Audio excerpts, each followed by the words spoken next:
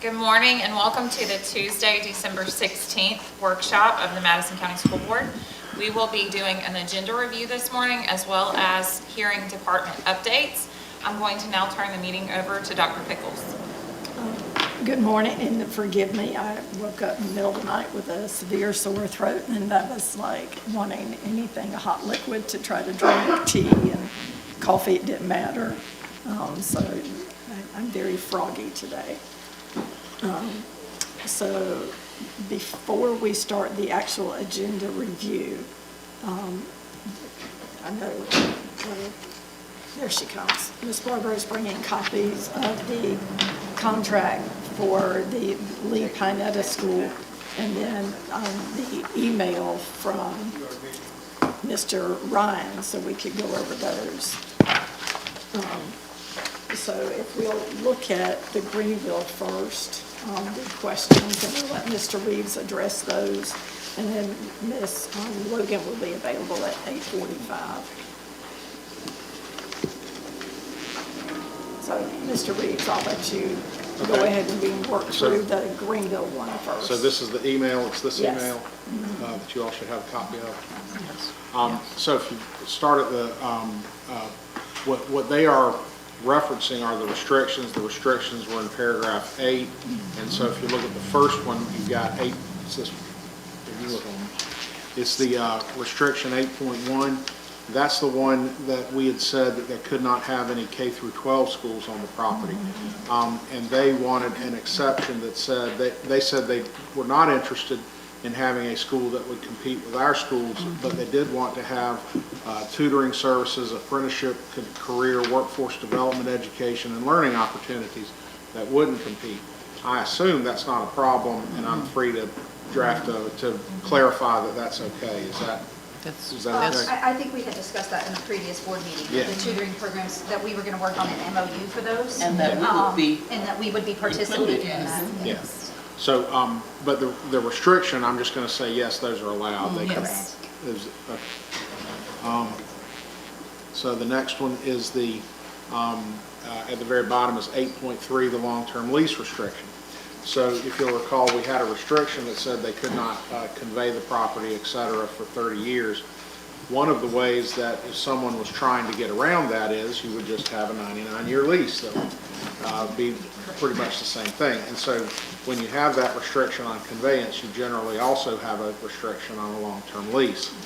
Now, what they were talking about, and this is actually on the back, is we had said no more than a year, at least for a year. They wanted no more than 3 years because they say they have different things dealing with grants.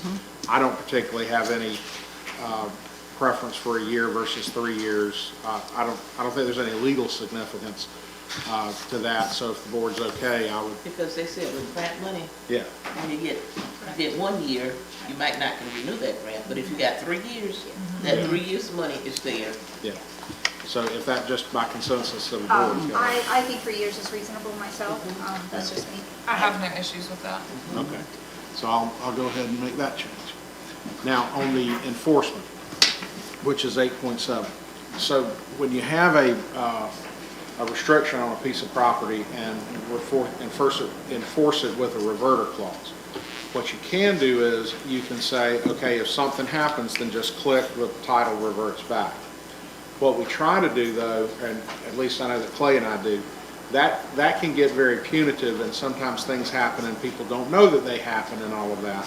And so one of the ways you try to make it less punitive and more getting people to do what they've said they're going to do is you put in there a cure period. So something happens, we send them a notice, hey, you violated this restriction, and it gives them 60 days to get it back into compliance. If they get it back into compliance, it doesn't revert. And so that 60 day is not to be punitive. The 60 days is to give them time to cure. But this is what they're saying in case there's a hurricane. And most people, if it's a hurricane, storm, or whatever like that, Yeah. you cannot cure that in 60 days. Well, and so we can certainly change that. And so what they've asked is to change that to extend it to a year's time period. A year to me, I think there are certain times that's a appropriate amount of time, and probably certain times there's not. I think we could probably, and I think this is one I'd want to work on a little bit with their attorney, but I think certainly for natural disasters, there's no problem with that. Everybody's doing the best they can when that happens. But I think certain things, like if they had, these restrictions are also if they had a school on the property that was competing with us. Well, no, you don't get a year for that. Right. You got to go ahead and stop that. Right. So I think we got to, we got to try to refine that to apply to certain circumstances and not to others. Natural disasters. Yeah, certainly hurricanes. I Right. mean, yeah, absolutely. Everybody's doing the best they can. So if that's okay, let me work with them and we'll figure out which one Yeah. should apply to which one. And then they also had on there, so let me back up. One of the things that we did with the restrictions, when you're putting restrictions on real property, the law does not like permanent restrictions. And so what we do is with this, we did 30 years. The idea being, 30 years, it belongs to them at that point. It's no longer ours. We don't really have a dog in that fight. And that's better for legal reasons that you have a time limit of 30 years rather than just forever. What they're asking here is at the bottom of that same paragraph is to reduce that to 21 years. You can do it either way. I don't know that there's a good reason that it needs to be 21 versus 30. I think 30 is fine. The idea is it's not permanent, it's not forever, but it gives y'all some, and hopefully in 30 years I won't be here and some of y'all will, but anyway, so I would recommend kind of holding firm on the 30 years to me. And I concur. Mr. Reeves, is there some statute that says 21 years? So That's what I, So there is a statute that that ends reverter clauses. Now, but that doesn't apply between governmental entities. okay. And then what it also does is it doesn't say that the restrictions go away. What it says is that you don't enforce it with restrictions with a reverter after the 21 years or whatever that time period is. After that, you can go to court and enforce it. Now, that is a way to enforce it, and it's a reasonable way. It's not as onerous as a reverter, and so you get more compliance with the reverter. So the way these were drafted in the contract was that we'll enforce it with a reverter for the statutory time period, and then after that, we could enforce it with a court case. But they're asking for that 21 years because after 21 years, even before 21 years, they're saying that if this program is going to work, and it has worked well, within the 21 years, they have put enough money in there. Investment. That's right, they have invested in it enough for it to revert on after the 21 years instead of the 30 years. And so if the program is working after 21 years, I think that it should, that clause should be taken out of whatever we're saying because the program is working. And the investment and the monies and stuff that's been put in there. From that perspective, I agree with you. Thank you. So y'all tell me what you want me to do. You want me to? 21 years would work for me. It would work for me. Okay. Me as well. Y'all okay? All right. It's majority. I'll do 21 years. All right, and then that's all that was on his email, except that he said they're still working on insurance and all that. I assume when they actually get a quote from an insurance company, there may be other things involved, and we'd have to address that. But this is, I'll get this prepared and send them revised language, let them look at it and all that, and we'll have that for you. That's most important part. Thank you. Yeah, yes, ma'am. Thank you. Thank you. Unless y'all have any other questions for me, that's all my part of it. No further questions. Thank you. So, Mr. Reeves, is there anything else that could be done as far as the reverter clause? Is there anything else that could be put on the deed?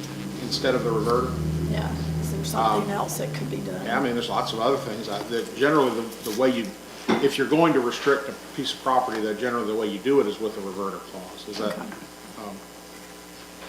I just didn't know if there was another alternative that we could Yes, look I mean, at and consider. You can do restrictive covenants. You can do, all of that kind of stuff. Which is the simplest and the easiest and Reverter. more beneficial toward them. Yeah, the reverter is because to the district, because then the district, if something happens, you give them their cure period. If they don't cure it, they lose the property. It benefits the district. It does. Yes. It does. It makes it much more likely they're going to comply. Right. Mm-hmm. And yes.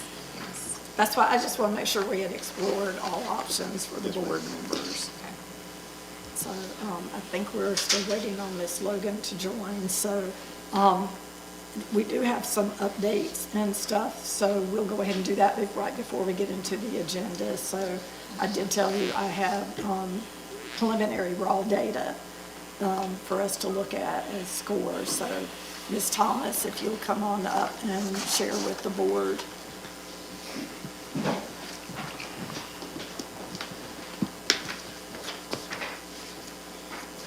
Okay, so we finished up our PM2 data. There are still, obviously a few students we're still waiting on.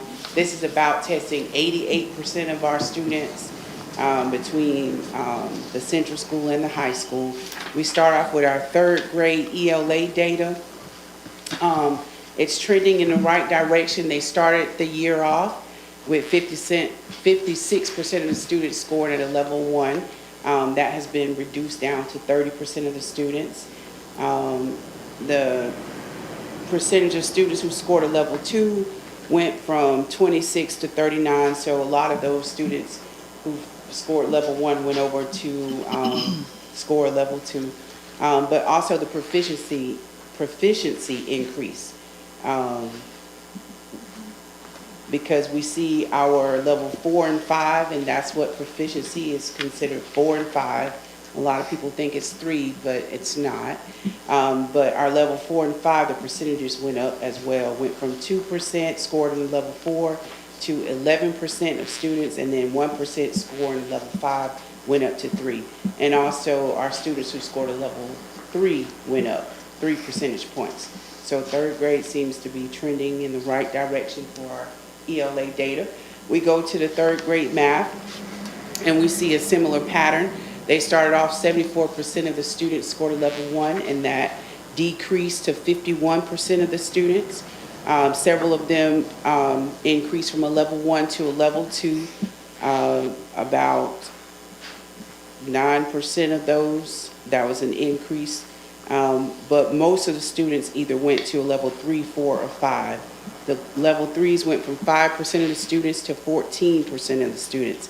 They did not have any students who scored at a level 4 at the beginning of the year, but now they're 4% of the students. And once again, there were no students who scored a level 5, but now there's 1% of students. And that's for the third grade math. We go over to our fourth grade ELA data. 71% of the students started off scoring a level 1. That number has been reduced to 57% of the students. Once again, many of them went from a level 1 to a level 2, 16% up to 24% of students scoring a level 2. There was an increase of students who scored a level 3. It went from 10% to 13%. And then same with level 4. It went from 4% to 6% of the students scored a level 4. There were no students who scored at the level 5 for PM2 for fourth grade ELA data. We look at fourth grade math data. The fourth grade math data, 89% of the students started out scoring level 1. That reduced to 74% of the students. Many of them improved from a 1 to a 2. They started off with 9% of them making a level 2, and that went up to 20% of students scoring a level 2. The level 3 went from 2% to 1%, went from 2% to 3%, so not much of a gain, but still gains there. And then there were no students who scored a level 4 and 5 at the beginning of the school year, but the level 4 went up 3%. Feel free to stop me at any moment if you guys have any questions. Grade 5 ELA data, they started off 62% of the students scored a level 1. That reduced down to 45% of the students. And then once again, many of those students went from a level 1 to a level 2, 20% up to 28%. So there were some gains there. But There was also growth at levels 3, 4, and 5. Level 3 went from 8% to 14%, and then level 4 went from 9% to 10%, and level 5 went from 1% to 3%. So students are growing. Grade 5 math, they started off 77%, scored a level 1. That reduced down to 58% of students. And then for level 2, they started off with 16% of them scoring a level 2, and that number went to 29%. There was a little decrease there in level 3. It went from 6% to 5%, but you can also see an increase in level 4. That went from 1% to 7%. And there weren't initially any students who scored at a level 5 for 5th grade math at the beginning of the school year, but now it is, I'm not sure why the one's not showing, but that's supposed to be 1%. We go to our 6th grade ELA data. They started off, 44% of the students scored a level 1.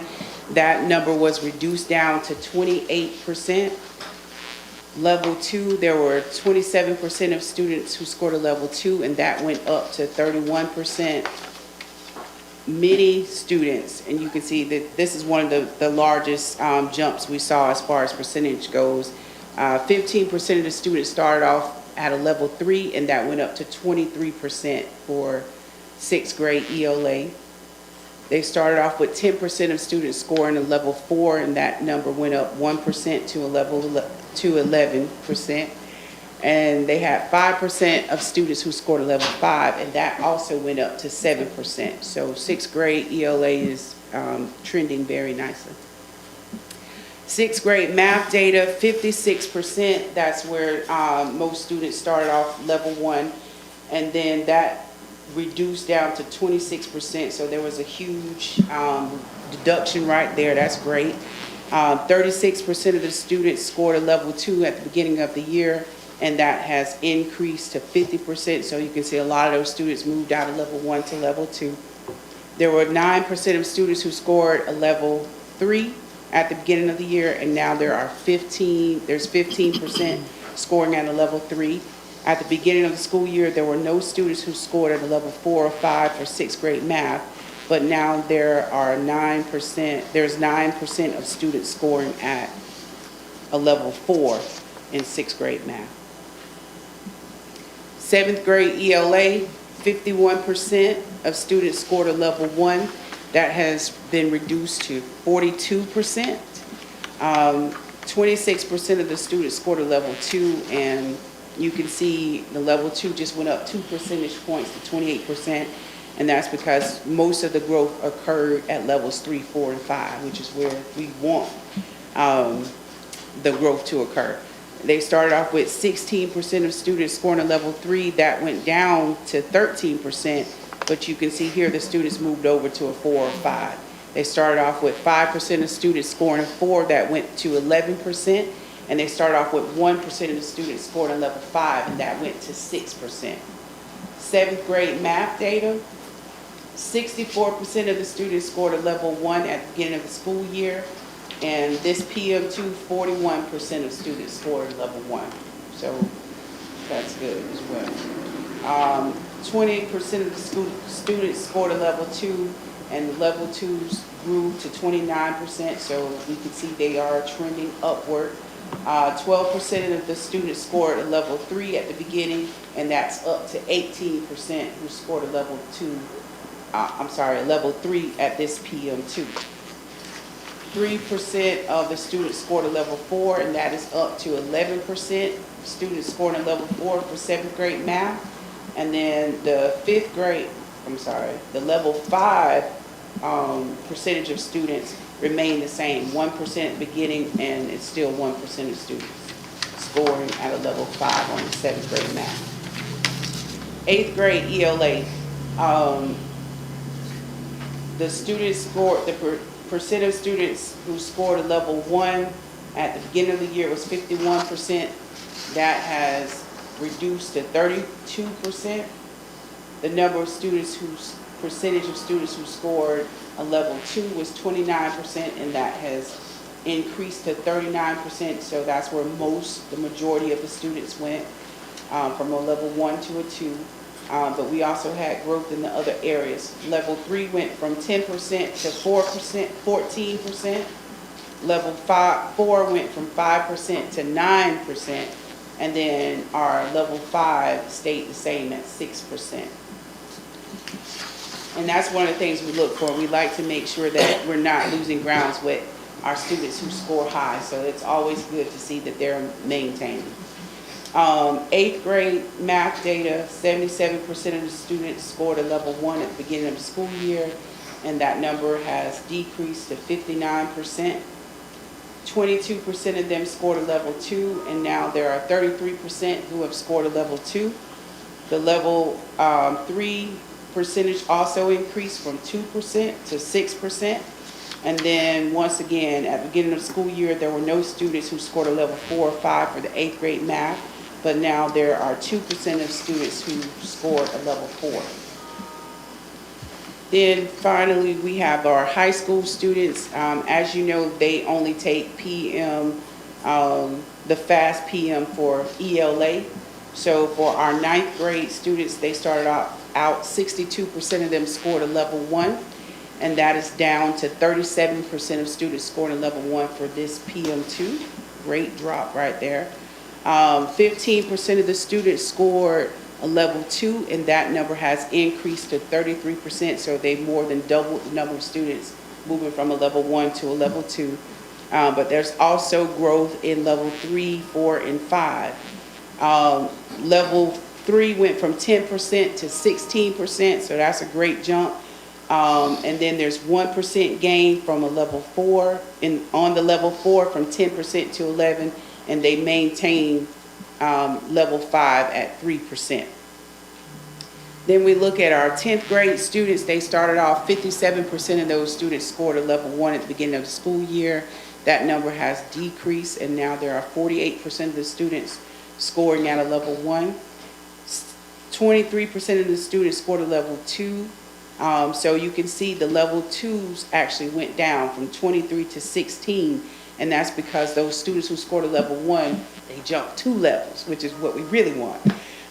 So the percentage of students scored a level 3 at the beginning of the year were 12%. That increased to 14%. But if you look at the huge gain in students who scored a level 4, it went from 4% to 16%, which is incredible. And then level 5 also increased from 4 to 6%. And like I say, that's for about 88% of our students. Obviously, there's still, and this was Friday morning, so we're still having a few makeups here and there. Does anybody have any questions for Ms. Thomas over our raw data, preliminary data? I have a couple, but go ahead. Did you have something? No. So the 88% of students, is that just absenteeism? Is that where we're? Yeah, I mean, there have been a lot of, mostly like flu and other types of sicknesses going around, so yeah, it's absenteeism. Because we usually get upward 90s, so yeah. And like I said, this was on Friday morning, and I know they were still doing makeup, so this didn't even, this doesn't encompass those students on Friday afternoon either, or yesterday, so. Wonderful. Yeah. All right. Are there other questions for Ms. Thomas? I don't necessarily have a question. I mean, just more of a statement, like, we all know that we're all getting beat over the head by Department of Education, that they do not want us focusing on gains, they want us focusing on proficiency.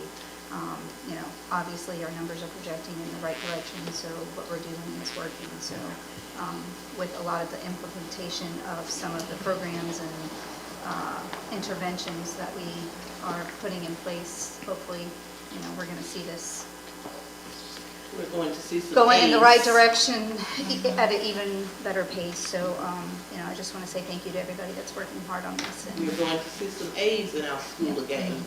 And one of the things we did this year is the principals wanted to do the PM2 in December versus January. So we can, kind of close out and they have the opportunity to look at their data, engage the direction where they want their staff to go, shift some things around and make the moves. I already met with Central. They have a great plan of addressing some of the areas where they're not as satisfied with their data. And Dr. Cunningham and I will be meeting, and I think taking it in December is better because it gives them more time. You know what I mean? Versus when we did the January, you almost lost the whole month of January. So this is better for planning, and we know we have a good 4 strong months ahead of us. Well, again, I just want to say thank you for everybody who's working hard to get this progress moving in the right direction, so. And I'm glad to see the level ones decreasing Yes. and the others increasing, and thank you all for what you do. Yes, thank you. We do have Ms. Logan now, so if you'll go back to the red line copy. And then we can try to go through each one, and this way Ms. Logan can take her notes that she will need. Good morning, and thank you for jumping on with us. She can hear us yet. I think we are still muted, possibly.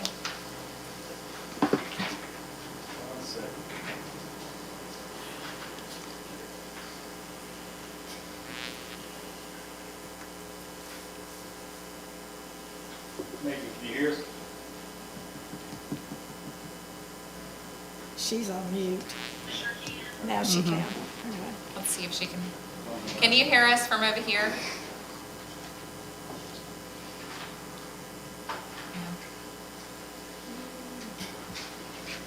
Ms. Logan, can you, oh, we lost her a second. Ms. Logan, can you hear all of us okay? Yep. Okay.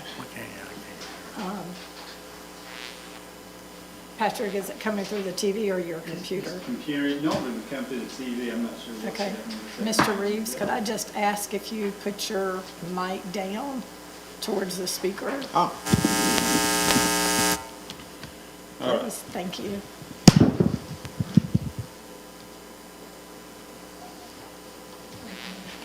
Okay, Ms. Logan, we have the speaker pointing at the laptop, so we should be able to hear you a little better now. Perfect. Is that better? Mr. Frankie, What? can you hear her? I can't. No. Do you want to swap seats with me so you can hear? I read her lips at the back. I'll Okay. read her lips. I'm going to close my door 1 second too, so hang on 1 second.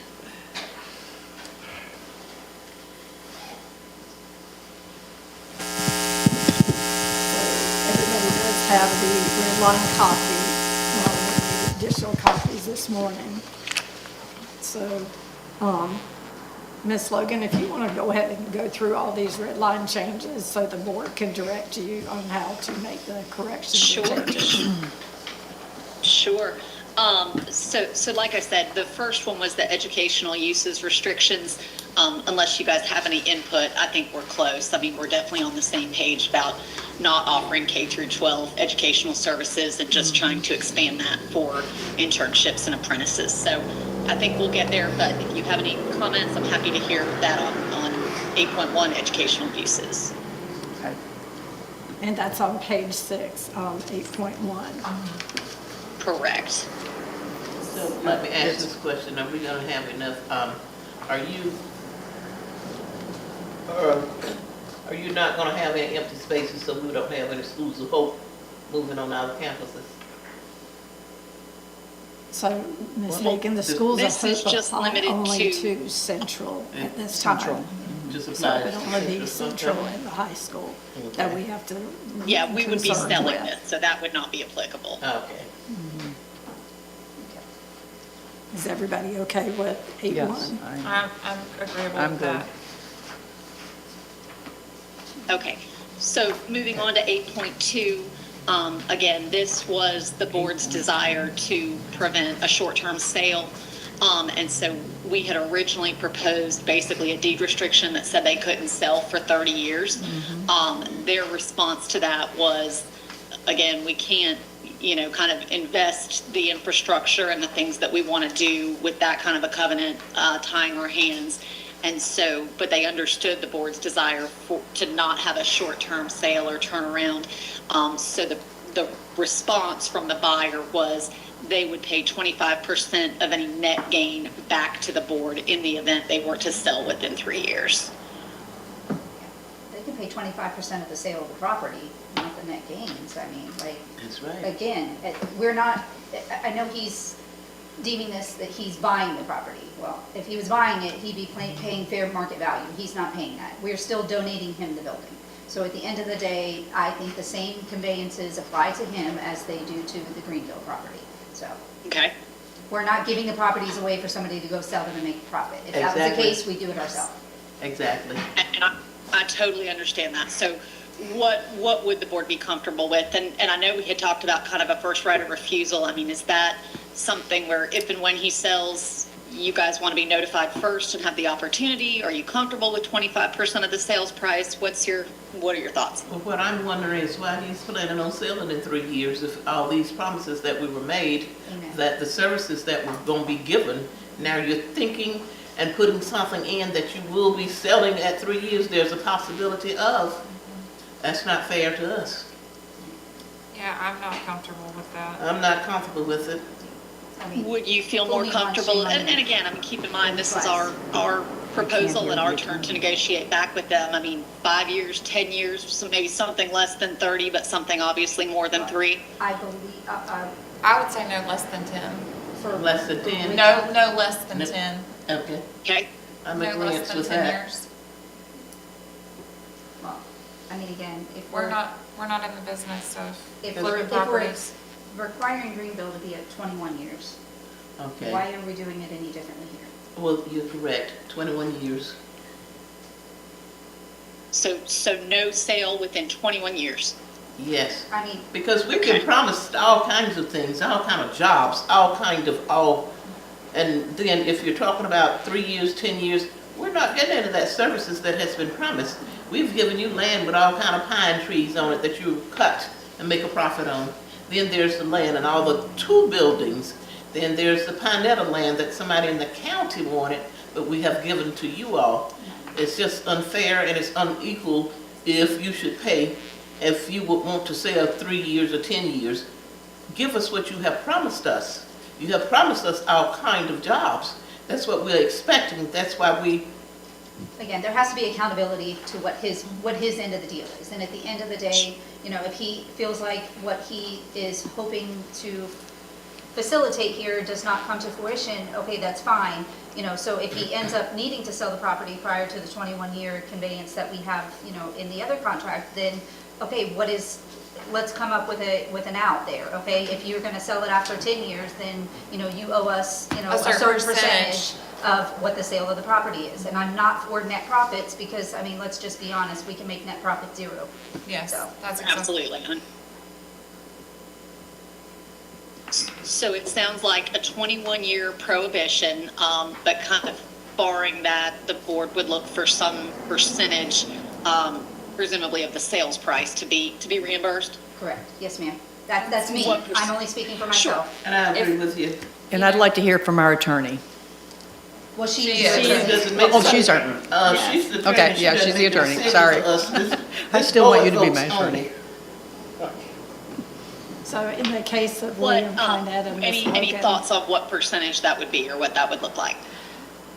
I would, He's good with 25%, but you can make, I mean, so leave it at 25%, but make it 25% of Maybe- sale, not the net. I was gonna say, maybe we do like a breakdown of after so many years, there's a certain percentage tied to that year mark, if that Okay. makes sense. And Because amortization when you schedule. Yes, yes. It's a different terminology. When you say Right. net, that's after you've subtracted Right. everything that you Correct. put in it and whatever. That could be And you zero might by have time a dollar left and give us 25 cents.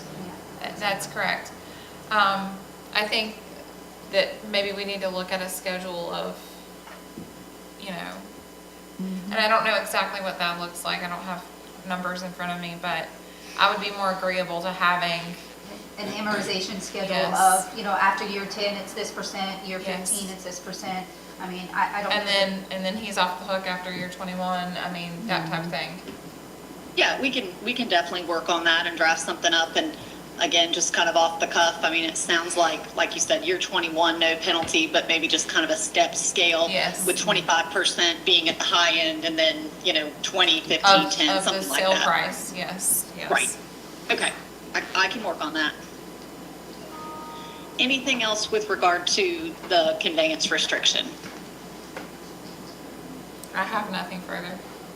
Okay. The next provision, hang on one second, was the long-term lease restriction, and that was basically a prohibition on any leases of more than 1 year. And kind of the same thing is, for them to invest what they need to invest and/or the infrastructure, they couldn't promise people a year and get them to make those kind of investments. So they were looking for something longer term and initially suggested we just wipe that provision out altogether.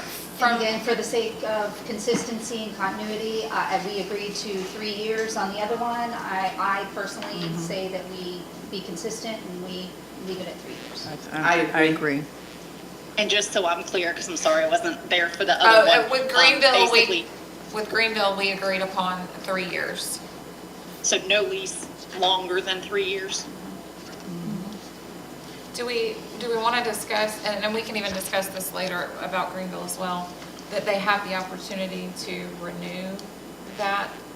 Well, I mean, it would be a 3-year lease and they Right, would have to and- renew for yes, another 3 years. Yes, I mean, exactly. I mean, we don't determine whether they Right, renew a lease or right. not. We're just determining the term of the lease. Yes, but 3 years is more agreeable for me.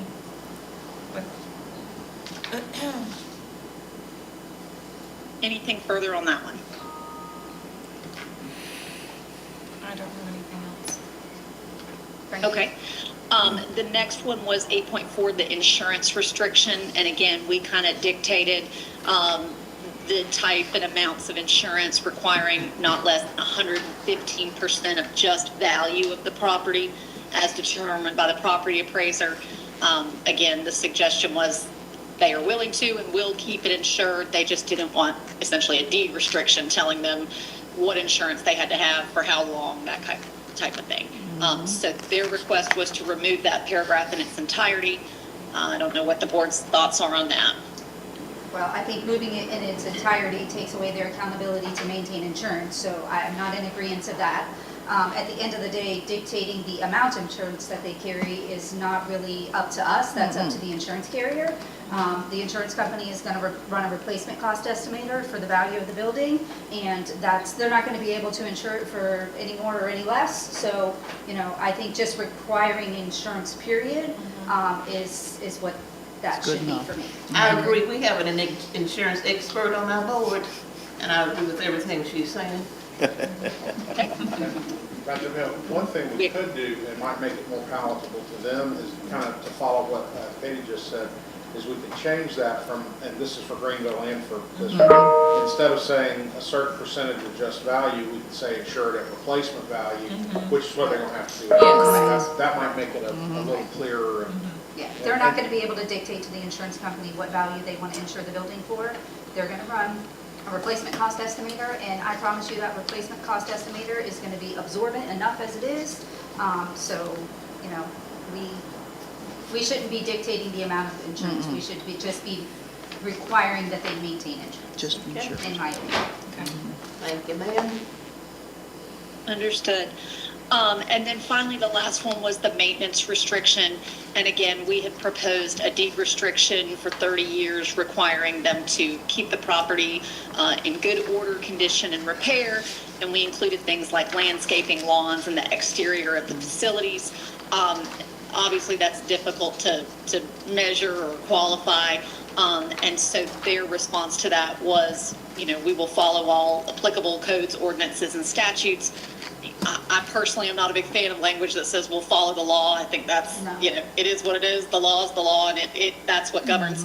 But again, a little bit hard to quantify, and I think they were just concerned that what that looked like as far as the board coming back and saying, oh, the grass is 3 inches too long, that kind of thing. So any thoughts on that? I don't think that the point of putting that in there was to come out and measure the grass. I think it was just Sure. to make sure that the buildings do not just sit there and deteriorate, as some buildings in the past have done. At the end of the day, I have the utmost faith that he's going to, get in there and do what he's supposed to do with the building. But at the end of the day, we still have the obligation to our constituents to make sure that we're not donating these buildings to somebody who's going to let it sit there and become an eyesore in their community. So, I don't know that I feel that removing it, I mean, this is not to, again, be out there measuring the grass. This is for accountability to be in place, and to make sure that he's holding up to his end of the bargain of everything that he promised at that podium. And those property owners out there are kind of irate with us anyway, so we're putting whatever we can in place to protect them and to protect their properties. So their property And value does not go down.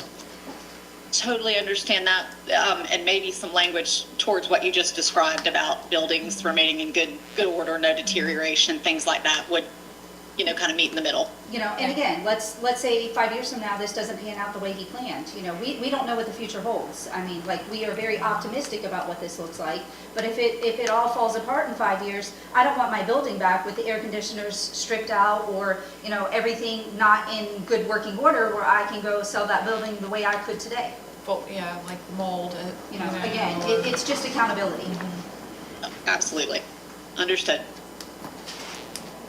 Okay, that, and like I said, I don't think it'll be a problem, but the only remaining issue was the title work and the title insurance policy, which would take some time, but given that we've moved this to January and are still working out the contract language, I have every reason to believe that can be done in the interim. Okay. Thank you. Thank you. Thank you so much for your work. Well, one thing, if it's okay, Megan and we coordinated some on this as well, but let us coordinate and try to get these as uniform as possible. Yes, Okay, okay. great, Yes, okay, thank So you. that we're treating, everybody the same. right. Thank you. Thank you so much. Thank you. Thank you, guys. I hope you have a very Merry Christmas. You too. Thank you too. Thank you, Ms. Logan. So,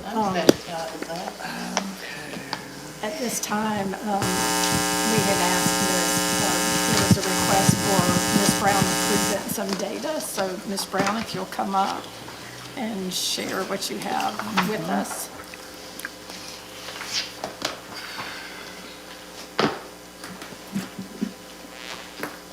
Should have known. I was going to write notes on the back of my paper, but I should have known you were coming with a folder. No, it's pretty Green Day. No, I should have known you were coming with a whole presentation. Thank you.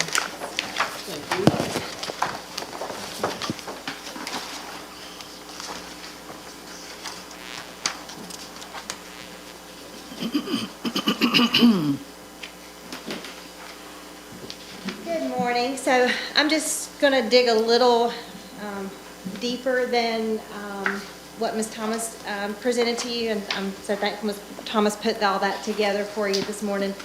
If you look at the first page, I just went over some enrollments. The number on the left is last year's enrollment, and then the number on the right is our current enrollment. As you are aware, we are constantly right now very consistently enrolling more pre-K students. There's another pre-K open house today. And I believe they have quite a few registrations already set up for that for today. We're constantly getting new students. So I was asked specifically about several grade levels, and so you'll see more data segregation in some of the grade levels, but we'll talk through what I pulled together for you.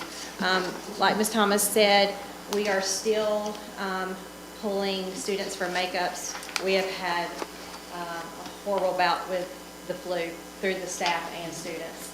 Several of our staff members have been hospitalized. So it is running very much through Central right now.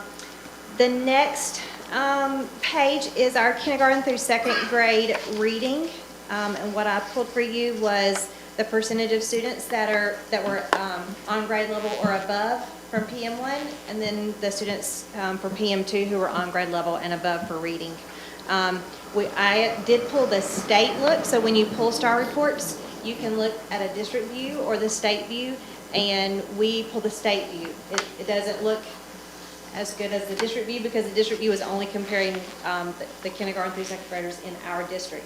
But we need to look at the state view since that is what our goal is for the end of the year. And STAR now levels comparative to the FAST test. So we can pull levels 1, 2, 3, 4, and 5 for our STAR testing now.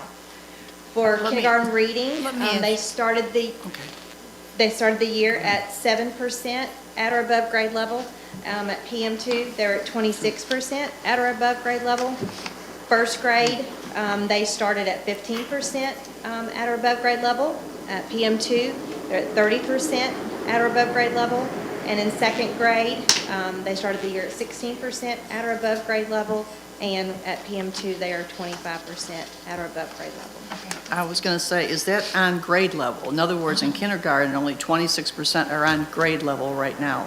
At or above, according to the state view, which is the projected view for the end of the year. Okay. The next page is the math. For kindergarten, they started the year at 5% at or above grade level, and PM2, 34% at or above grade level. First grade started at 15%, and they are now at 44%. And second grade, they started at 10%, and they are now at 36%. That's a big gain. All right, and if you will look at the next page, third grade I know is a very big concern from our scores from last year. Also with third grade reading being its own bucket in our school grade configuration. So last year's proficiency for PM3, that's that first column. So we ended the year last year, third grade was at 18% proficiency. Right now at PM2, we are at 31% proficiency. And this you said was end of year. Yeah, so PM3, that's where we ended the year last year in third grade. Right now, the current third graders are at 31% for mid-year. Almost double. Yes, ma'am. So then if you look at the bottom, I dug deeper because yes, it is great to see the level 1s, the level 2s, what's going on with 3s, 4s, and 5s, but I like to go even deeper and see so that our teachers know where to really push the focus. So if you look, 83% of our third grade students improve their skill score from PM1 to PM2. So it either improved 1 point, 20 points, 40 points, they improved. 65% of our third graders have improved at least one achievement level from PM1 to PM2. Some started at a 1 and went to a 3. Some started at a 2 and went to a 4. But 65% of those third graders have improved at least one achievement level. All right, this is the next part, the big part, the bubble students. Those are our level 2 students. We know we are absolutely pushing for proficiency. We definitely will enjoy and take those gains, those learning gain points, but we are pushing for proficiency. So our level 2 students are what we call our bubble students. They could go either way. We have 33, at this point we have 33 level 2 students. 24 of those students are within 10 points of a level 3. That could be 2 questions. Mm-hmm. If we can get all 24 of those students that are within that 10-point range, our proficiency will be 62%.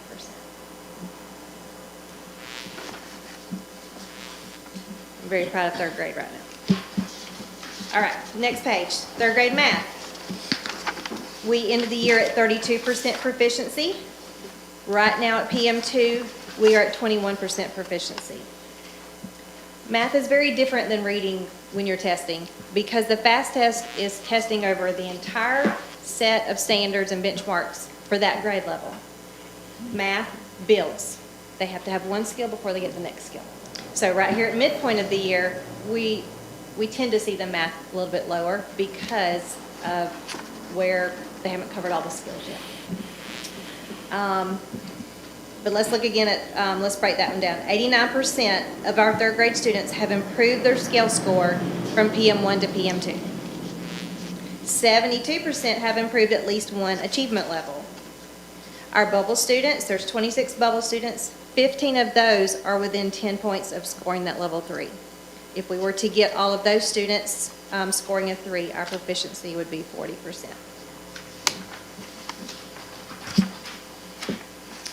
All right, 4th grade reading. We ended the year last year at 33% proficiency in 4th grade. Right now at PM2, we're at 17%. We have had a 4th grade teacher, ELA teacher who left us and went to the high school to be a support facilitator, an ESE support facilitator. So we have been doing some moving and shifting in 4th grade. We moved one 4th grade teacher that was teaching math. She's reading indoors, so we moved her over to take the place of that reading teacher. November, right before Thanksgiving break. So there's been some moves and shifts in 4th grade. So for, again, proficiency, we ended the year last year at 33%. We're at 17% now. 67% of the students, though, have improved their skill score from PM1 to PM2. 56% have improved at least one achievement level. There's 23 bubble students in 4th grade ELA. 17 of those students are within 10 points of scoring a level 3. We can grab those students and move those to the 3. We would be at 37% proficiency. 4th grade math. So right now we have, with that move, so we moved the 4th grade, a math teacher over to the ELA side. The other 4th grade math teacher is brand new. We're providing lots of support with her with coaching, with our math coach. And then we are still looking for, I have a certified retired teacher teaching the other math group right now, but we are looking still for a math teacher. Before you get started, this was one that I marked on the data that Ms. Thomas gave us earlier. I have stars and check marks and everything by it. The question that I have for you is, what can we as a board do to support these students? Like, is there something we can consider that would be helpful? So what? Well, so, yeah, teacher. Outside of the obvious. So we are really trying to think, because we know that teachers aren't, some will graduate right now in the year and be looking, and thankfully to the board for approving the new salary schedule. It will draw more teachers. But many don't graduate, right now. You can see the middle school math scores. Yes. I want to try and figure out a way to possibly get one of the middle school math teachers on their planning to come push into one of these classes and help support that way. I can offer comp time, but it may be where we can.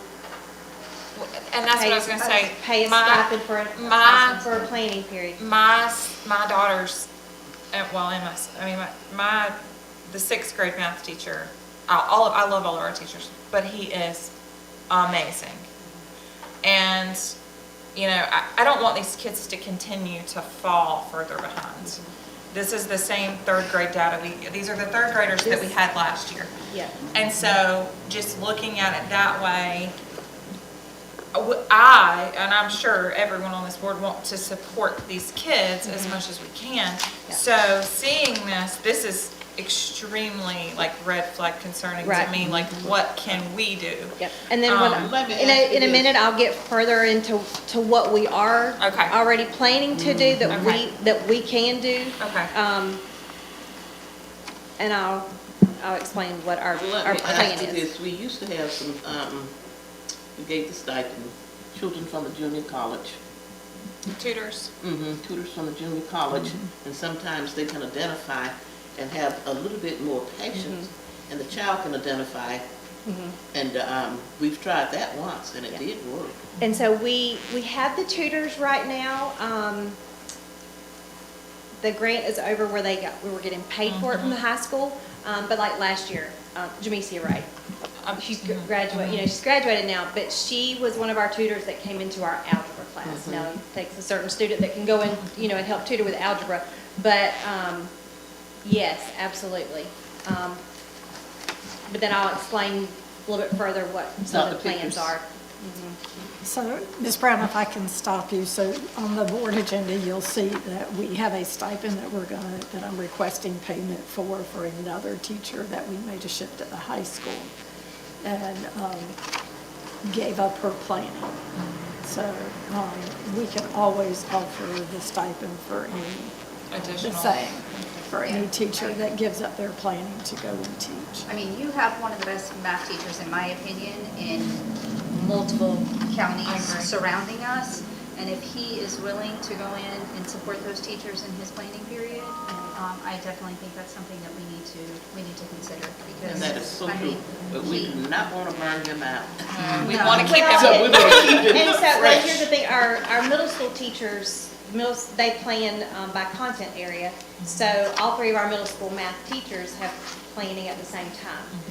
But if it could be where they could, if they wanted to go in 2 days a week and then another one go in another. Just like an something alternate like that. We're just schedule. trying to be very, Alternate. we're just trying to be very creative, using the resources we do have to help support in some of our weaker areas. All right, the next page. So the next page is our 5th through 8th grade reading. I have not, it takes a lot of time. I sit and write every name, every score, so that I can break data down the way that I've shown it to you already. But I wanted to then go over and look at our 5th through 8th grade. So the first column is where that grade level ended at the end of last year. And then I have our PM1 data and then our PM2 data. So for 5th grade, last year for reading, we ended the year at 24% proficiency. And this year for PM1, we started at 16% proficiency. At PM2, we're at 25% proficiency. So we're already ahead of where we ended last year. 6th grade, again, we ended the year at 35%. PM1 was 29%, PM2 39%. Ahead of where we ended. And we're halfway through the year. PM3 for 7th grade, we ended the year at 26%. PM1 was 21%, PM2 28%. So again, ahead of where we ended. 8th grade, ended the year at 29%, PM1 was 19%. We're back at 29% now. All right, and then if you look over at the math, I did the same thing. Again, PM3 for 5th grade, we ended at 28%. PM1 was 7% and PM2 13%. 6th grade, we ended the year at 32%. We started at 9%. We are at 23% right now. 7th grade, we ended the year at 41%. PM1 was 17%. PM2 was 29%. Remember, math's going to look different because we're halfway through the year and not all of the standards have been taught yet. 8th grade, now remember my 8th grade math, this does not include algebra. Algebra takes a progress learning assessment for their beginning and mid-year, and then of course they take the Algebra 1 EOC at the end of the year. In algebra are all of our students from 7th grade who scored a 3, 4, or 5. Okay, so what you see with these numbers are students who were Ones and twos, okay? So we ended the year at 27% proficiency. So PM1, 0% proficiency. Those are level 1 and 2 students from 7th grade, and they're up to 7% now. So basically you had 0 proficiency with them starting. right. Let me ask you a question. Yes. PM1 is grade level, on grade level material, right? So we don't expect them to know it because it Right, hasn't because been it's taught. all of the Okay. standards for that grade. All right, now, level PM2, is that also All the standards. all the standards for the whole year is being tested? Okay. Yes, ma'am. But 8th grade, that's concerning right there. Well, and remember, those do not count our algebra students. Yeah, the Those- level, the right. students that are Well, already 3, right. 4s, and 5s Right. are discounted from that number. Oh, okay. But if So you, it's kind of skewed a little if you bit. go back and look, the level 1s that dropped from PM1 to PM2 for the 8th grade. All right, so the next page will just tell you some things that we're doing for additional support for our teachers, our instructional coaches. We are providing tiered support for our teachers. So just as if we tier instruction for our students, some students need more instruction, more one-on-one, more closely guided support.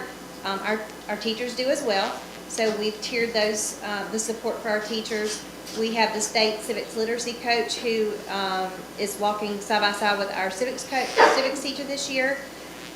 We are closely working with PACE, really more than ever before. They're coming in every time that the BSI team comes in, so that the support lines up between both of them.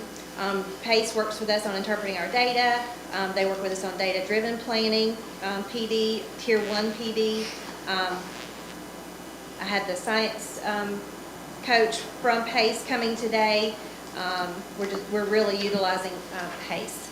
Kara Washington, who is our state regional literacy director, she comes in monthly and provides PD and planning for our ELA teachers. And then, of course, we have our BSI, we have a new BSI support team this year, but they work closely with us on data, collaborative problem solving, and PD. We meet with them tomorrow. So what are some things that we're doing? We're continuing our grade level benchmark aligned planning weekly with the coaches. There's a para in every kindergarten through second grade classroom. We have a rotating para for third grade. We've just hired some additional paras, so we're placing them. We are a part of the UFly implementation project for kindergarten through second grade this year. We've been using UFly as our phonics program, but wrote an application and we were accepted this year. We are being provided very extensive support through UFly. The company, or University of Florida, the Lassinger Center that actually brought this about, they're coming to our school in January to do walkthroughs in all of our UFly classrooms. Let me stop you there with UFly.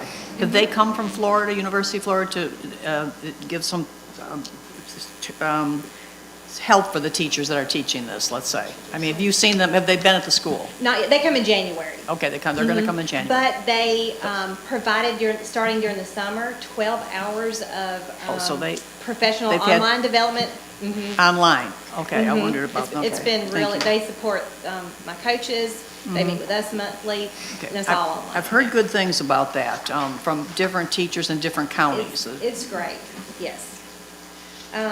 It doesn't replace our core. Our core is still wonders. That's a supplement. That takes that has our comprehension piece. Right. UFly is the phonics piece. Phonics, we have our interventionist for 3rd through 8th grade. And so let me go back to the interventionist piece and what we can do with 4th grade. So right now they're working in our 3rd through 8th grade classrooms. Now that we have our PM data, we're shrinking it down and we'll be able to push them more into these classrooms in the grade levels where we are really seeing the need for that. And of course, they're retired teachers or used to prior teachers, so they've been amazing. They've been focusing on our level 2 students. We have peer observations with teachers and then they meet pre and post with the coaches after they talk about what they're going in and what they're wanting to see, needing to see, and then afterwards they meet back with the coaches as a follow-up. We've been working with PACE and our BSI team, working on some in-the-moment feedback, and that's just a strategy that we're using and the coaches are using with our teachers. 3rd through 5th grade, they do not have a dedicated para all day in their classroom, but we do push paras into their classroom during team time so that they have an extra adult in there for small groups. We are also part of the EdMinimum online tutoring, and that is for all of our level 1 students. And that is a group of 4 students with an online teacher, and they meet virtually with them 3 days a week. All right, the next question was about discipline referrals. I pulled data from this time last year and this time this year. We were at 534 referrals, and that's pre-K to 8 at this time last year. And then this time this year, we are at 688. So how are we addressing the increase? We have revitalized our PBIS system and program. We have the Bronco Bucks. This week, they're getting to use their Bronco Bucks in our Bronco store. We have implemented a Kiko system, and that is a check-in, check-out. And it is a very prescriptive, very intentional program that we're using with some of our higher flying students with referrals. It's used mostly on the middle school side, but we have started taking it down into 4th and 5th grade as well. And that is working out beautifully. They have a person on our campus that they're assigned, and they check in with them in the morning. They have goals, and it's specific goals for that student regarding their behaviors. And every period, their teacher has to check it off, whether they did it or didn't do it. Then they go back to their Kiko partner at the end of the day. And if they have 70% of their check marks for the day, they receive a treat. And then just an increased presence in our high-flying classes. We do have, and we know we pulled the data on teachers. There's some teachers who are more heavily writing referrals, and so it's really just digging into that data and looking at what we can do, what PD we need to provide for them on classroom management. Let me ask you something. Is there, and I'm thinking about teachers who really didn't go to college to become a teacher. You know, we have that, okay. But is there any training on, procedures and routines and what to do and how they come in and sit down? And, in other words, someone who's not used to dealing with children will have no idea about what's going on. How should I do this? And I have one class in mind that it was amazing, the procedures that person. So what do you do with a person that comes in and has the first time they've been in school since they were in, school themselves? So we have, and there are some who can come in who have not been and it's kind of a natural thing with most. Mm-hmm. And if they can do it, they can do it. And the ones who can't, and we have some of our teachers that have been teaching for a while who still need this. We have several teachers throughout the building we use as model classrooms for policies and procedures and where do you put your folder when you walk in? What do you do when you need to use the restroom? What do how do you walk about the room when you're changing from one center to the next? Things like that. And so we set up those peer observations. We have one teacher particularly in mind, and we try and push every intern we have through her classroom because we know that's the most of, they don't have that. The instruction will be hard to follow, so we try and push all of our interns through her classroom. Yeah, well, I'm going back to the referrals. I think that you maybe, of course, I'm not in charge, I'm not telling you what to do, but I think they really need, specific, you need to do this. In other words, here's some things. When the child enters the classroom, have it all scripted for the teacher. In other words, because that's a lot of referrals to me, 688. But it is. It's a lot of referrals. I would like to remind, 4 years ago before I came in, the year before I came in, there were almost 2,000 referrals that year. So that's a lot to me, Yeah. Well, with the additional students as well. we have additional students as well. So while this is a lot and it's too much, we are still much farther ahead than where we were. Right, well, 4 years that's ago. good, the 4 progress years is ago. being made. Yep. But as far as observation, that's hit and miss. Teachers are busy in the classroom. They're not going to be running around telling other teachers how to do it, So I think it's going to be. We set that up. If we know that a teacher needs, if we're seeing a need an and we intention. know that teacher needs to go see how this Right. classroom is ran as far as management, or whatever it is. It could be how the teacher works in small group with utilizing a para. Whatever the teachers need, we know which classrooms are doing great in those areas. And so we set that up. It's very intentional. We don't just wait for a teacher to go talk to another teacher. We have Yeah, you can't- 170 staff members, so they don't get to talk all the time. So Right. it's very intentional with us to make sure that it happens, whether it means to pull a para to cover that classroom while they go and watch, or a sub if it needs to be all day. Okay, Dr. Pickles. thank you. Ms. Gibson, if I may, we also, for any brand-new teacher, they're also assigned a mentor teacher. Right. So they're Okay. also, in addition, assigned that. And Ms. That's a good thing. Thomas is over that program and meets with the new teachers that are new. The next set, Ms. Gibson, you requested some accelerated reader, so Katie had pulled some accelerated reader reports for me. And it is basically by grade level, by teacher, the number of students in that group. Now it pulls it from Skyward, so you're going to see like several teachers listed, but it's all the courses they teach. So you can look through that and see the usage for each grade level. Let me ask you something, because I know I am interested in this, because, and I mean, it's a wonderful program. I did it when I was in the classroom myself. But if they're not going to use it, and I can see some of our, is it mandatory from the administration? It's a supplemental program, it's not mandatory. It's not mandatory, Here's because a- sometimes when things aren't mandatory, they get kind of forgotten along the way. So what's So your, here's the thing with AR. AR is a program that encourages students to read, which we need them to do, and it rewards them for reading. Is it aligned to the FAST test? No. The questions on Accelerator Reader are not aligned, so you can't correlate. The standard. yeah, I know, but are we just reading for a fast test, though? I mean, reading is No. good for them no matter what they, kind of test they're going to take. Right, right. But what I'm saying is, we are writing lesson plans, we are doing professional development all around the questioning types and how to make sure that we are testing or asking questions that are aligned to the benchmark. So the AR test questions are not necessarily aligned to the benchmark. Right. Are Well, they great for rewarding students and checking for that surface level comprehension? Yes. I think in this day and age, when not many are actually into reading, I've seen that when I was at the high school, and it just seems like this is a valuable program. At least it gets them to read. I mean, if nothing else. Right. Absolutely. Yeah, absolutely. I know they're rewarded, so I mean, it gets them to read, and the questions may not be, aligned to the, but but in other words, it's up to the teacher. They're the ones that decide who participates. Yes, and then we reward as a school. Katie pulls, monthly star or AR leaders and, Okay, because that used to be, we had to do it. I mean, there was no, if the school board paid for it, we did it, we used it. It wasn't really, you want to do what you, because a lot of times when that happens, it's not a high priority. If it's something that's, they paid for this is a program, we think it's valuable, that's why we voted to do it.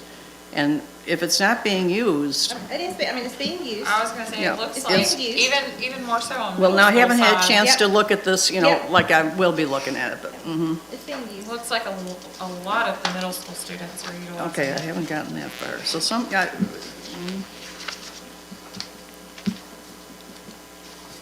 well, okay, that's Any other questions? my thoughts. No, ma'am. Okay. Thank you. Thank you so Thank much, you. Ms. Brown. So at this time, we'll go on into our agenda review, and you have a printed copy, with the exception there'll be a couple of additions. So for those that do have their iPads and stuff. Oh, no, it's not under featured, it's just under 2020, I guess it's 2026. Should be under 2026.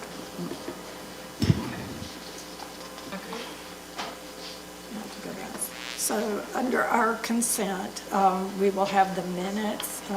This board all received our audit from the state, so that is on here just for the board to accept the approval of it. 26.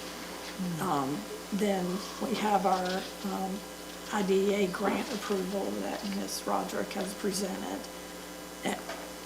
Excuse me. Under staff travel and field trips, we will list all of our travel, and we will start trying to present this quarterly so that travel is being looked at and proposed on a quarterly basis. So you'll see, I've gone ahead and listed all my travel where I have to go. I do have to go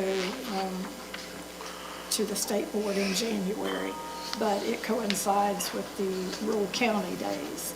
So I know that we'll be over there for that, but I'll miss the first day, or first half of it, due to state board meeting.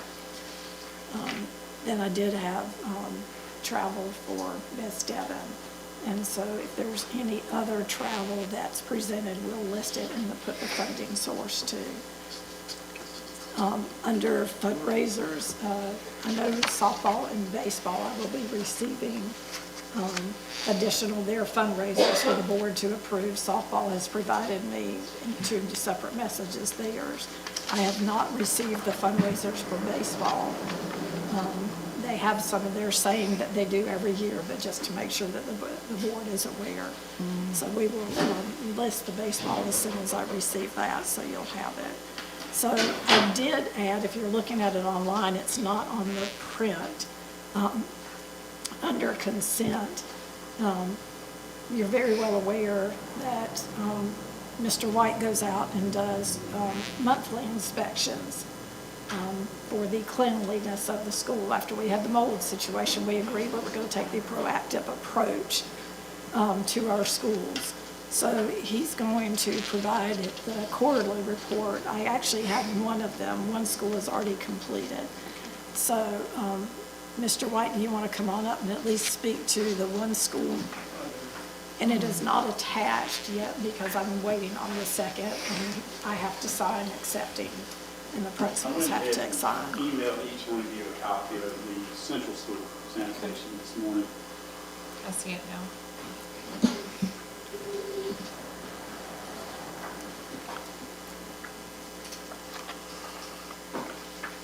The back one has the pictures. That's specifically what you said. Thank you.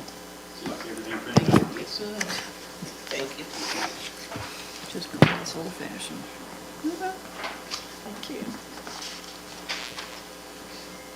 So, as you all are well aware, in August of this year, we had an after-action report that we conducted for the Florida Department of Health, Florida Department of Education, Office of Facilities, you guys, and for our general public, dealing with the remediation that took effect during the month of July, just before school opened.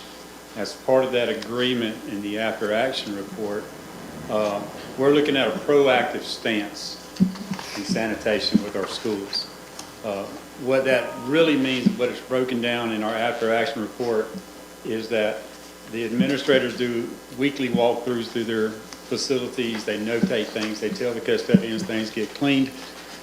I come in, I do a monthly sanitation inspection. I do random rooms. I do random storage facilities, you name it, and I write it up, sit down with the administrators, sit down with the custodians, go over everything that I saw, things that I see that need to be corrected, and then once a quarter, I will do an in-depth sanitation inspection, write everything up, I present it to you to show you where we are as far as sanitation goes within the facilities.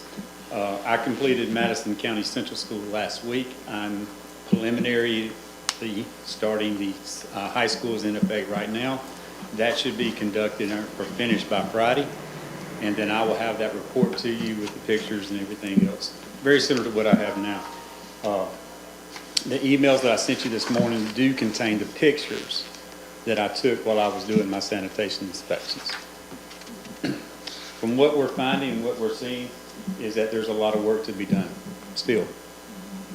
We're not where we need to be. I'm not sure exactly where the shortcomings go when it comes to the sanitations of these facilities. When I talk with the custodians, they're telling me they're doing things, but the actions are not there. I think, if I'm not mistaken, in this general report, there are 114 photographs that you can see of areas that we need to correct. Exposed chemicals in unmarked containers, extension cords just randomly laying around, dirty light fixtures, graffiti, things of this nature. With the quarterly sanitation inspection report for Central School, it was a failing grade, which means that we'll have I'll work with the administrator and work with the head custodians to develop a step-by-step protocols, if you will, on how to get these things identified, fixed, in a very appropriate time. I would like to think that by mid-January, these deficiencies that we notated would be corrected. Could, and this may be something that already happens, but could we, maybe get with them and could they be provided with a checklist? Like a monthly checklist of what they need to do, a daily checklist. I don't know that that's the fix. I'm just thinking out loud, like maybe a list of expectations of, check. A lot of times you go into a business and you'll see on the door of the bathroom where someone has come in and signed off and done their checklist of things that they need to do for cleaning purposes. And I don't know if that's the fix. I'm just thinking out loud. Well, I don't stand up here to throw anybody under the bus. Right. I don't. I really don't. Right. But it's a tale of two cities when you look at the high school and you look at Central School. Right. High school meets weekly Yes. with their custodial staff. They go over things. They have meetings, if you will, and it gets accomplished. Well, I know it's easy, if you're so used to being somewhere, sometimes you don't realize that you're overlooking something. Right. And so that's why I say if there's maybe a checklist and it's at the forefront of, this is what your expectations are, this is what needs to be done, this, periodically, per se. Right. Yeah. Go Did ahead, you Ms. say Gibson. the administration's doing walkthroughs with all this? Yes, ma'am. That's part of the after action. Because the public does see it, whether, the employees see it or not. You Correct. hear from the public, and they see, and then they're happy to tell you all about it, too. Right, oh, yeah. You know, it's, So can I ask a question? Because I know, in looking at the pictures, clutter in certain rooms at Central School have been a area of concern for the last couple of years, to no fault of the administration. I know that our previous IT head, reported, in your word, lots of stuff that has consumed multiple classrooms that could be utilized. And we're holding all of these auctions, why aren't we putting, how do we get that stuff out of there? So as far as the IT materials you're referring to, those have been moved out of the classroom settings. We do have one room at the Central School that we've identified that we are in the process right now with Eagle Tree Technologies to make sure they get what they want, that is good, Okay. and the rest that we need to get, because we need to open that room up for our media specialists. Correct. That's why I'm asking. Yes. That's being addressed. I mean, is there hope that, because a lot of it is those smart TVs. I mean, we've talked about those smart TVs till we're blue in the face. Those should have been gone a long time ago. Yeah, They well, take up a lot of space. They are. Are they going to be in the Pinetta auction? They're already gone. They're in Greenville now, and that is part of the January auctions.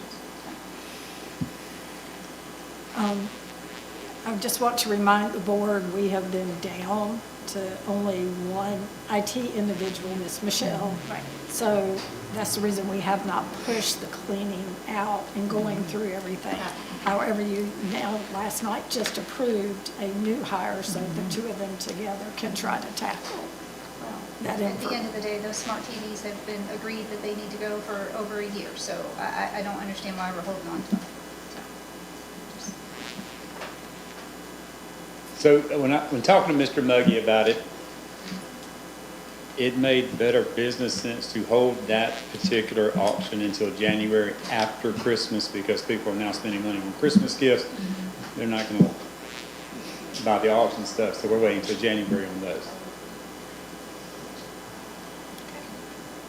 So any more questions for Mr. White as far as this?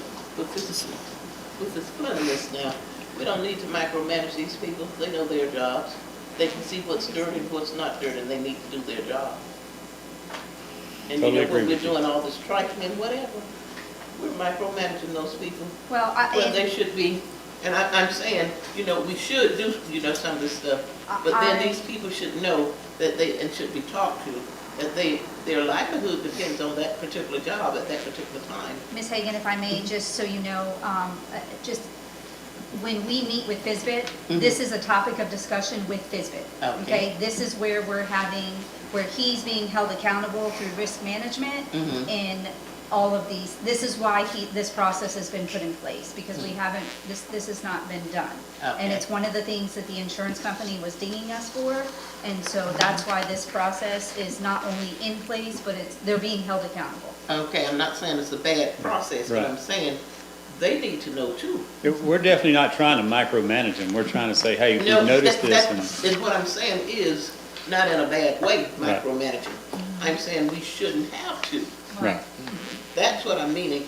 We shouldn't have to micromanage these employees. Correct. That's their job, and they should be able to do that job without, all this. But then since it has not been done, Yeah. and this has been put in place, so it should be made known to them, this has been put in place because of the lack of them doing their job. Right, and I think complacency has just kind of, and now there's accountability being put in place, in the administrative level and at the district level, I mean, again, yes, common sense says if I walk in this room and there is a spill on the floor, I should clean it up, but, Right. they might just walk past it hoping the next person's gonna clean it up, Right. So it you wasn't just in a don't know. negative tone, Right. it was in an accountability tone. Right. And I do have to report in January with FISBIT. As a matter of fact, I'm glad you brought that up. I'm meeting with them January 21st and 22nd with the state risk managers, and we are the subject of that. And so I'll have to do an after-action report because we suffered a failing grade. That will be turned into FISBIT with all our corrective actions, and then, of course, documentation with them. Right. Just like our audits. And a lot of this is just to protect us from lawsuits, liability, things like that. Well, it needs to be corrected. I mean, Yep. we need to take pride in our buildings. Because I've always Correct. talked about Including the curbside county service. Yes. And I had a conversation with the superintendent because I did have multiple constituents come to me about, that pride of, our schools and our school buses. There are, multiple areas like, we did get cleaned up out here, so there is a major difference in the visual look of the district office even when you walk by, because, it's not covered in mold anymore, it's been pressure washed. The trees have been trimmed, there's no longer vines growing everywhere. I know we're still working on the flagpole, but, again, the community and the constituents are coming to us saying, when I have somebody say to me, why is it that I can see two buses drive down the street from a mile away, and I know which one is an Annette bus and which one is a Madison County School District bus because one's covered in black mold on the top and the other one is gleaming white? Those are the comments that we're getting. And I understand that Rome is not built in a day, and, we only have so much staff, but, there does need to be that pride taking into, what the appearance is. Like, we cut the grass, but we don't weed eat. When you walk into the building and, the grass is beautiful when you walk in, but when you get to the door, you're covered in, hitchhikers because nobody's weeded it around the building in, months. So, those are things that, even if some of that stuff has to be outsourced, especially with our maintenance department being short, those are things that we definitely need to look at. At one time, did we have employees who were working half-time, and we outsourced some of that to them to make up hours for them? Mr. Shadrick used to take care of this place around here. We had that at one time. If someone was in the bus, whatever, And wanted additional. and they wanted additional hours, that we would outsource Assign. this to those people first who wanted those additional hours. And they could pick up 2-3 hours per day and have a bigger paycheck. And I was than the gonna public say, does. and I don't want it to come across that we're making this any fault of our employees. We are shorthanded It and they is. are working hard. So it's just something that we need to discuss and make sure we're doing what we can as a board to make these things happen. Yeah, but Yes. everything don't fall on the board, everything fall on work. No, but at the end Well, of the day. but it is up to us to Yes. provide those opportunities for them to have additional hours. Oh, well, okay, that's what That's you're what I'm talking about. saying. Yeah, if we're holding them I was talking about accountable. cleanliness No, before ma'am, doing your job. no, I'm not talking about that. I'm just saying, if if there's something we can do, if we need to provide additional hours and Well, that's what I support. said. Yeah, if we're holding them accountable, we need to make sure that we're giving them the tools and the resources to be successful. All right, anything else? Thank you. Thank you. So on the agenda, you will receive both of the quarterly reports for both schools. So they will be attached. Thank you. Under Thank our, you, Mr. White. under our items for individual consideration, we always have our standing personnel changes. At this time, we do not have anything, so there's nothing for me to even tell you about. I want to go to the staffing plan updates. I have some changes presented, and I will do some shifting around. Already starting to look at next year, reviewing contracts or any contracts that we even possibly need to change. In the uncertainty of our future with state, relying on state funds constantly. I actually talked to one of our consortium executive directors yesterday, and he said he does not know one district that is not making cuts again to staff. So I know we will have to make several changes because of personnel that are coming from certain grants and the way they are going to be redoing grants in the future. So, for instance, our interventionist, either we'll have to pick those up general fund because currently they're paid out of Title IV. So at this time, I'll take those out. We had said we would staff Central very heavy this year for the consolidation year. But we do have to go back and look at all the resources and what we know we can financially afford based on projections that we'll hear during next session. And so this will be a preliminary start. So it is, the document is redlined, and I can always give it to you another one. But this is, I want to go ahead and get this approved. So by the time we have to then start notifying staff, by April 1st, we already have our new staffing plan in place. So that's where you'll see some of this.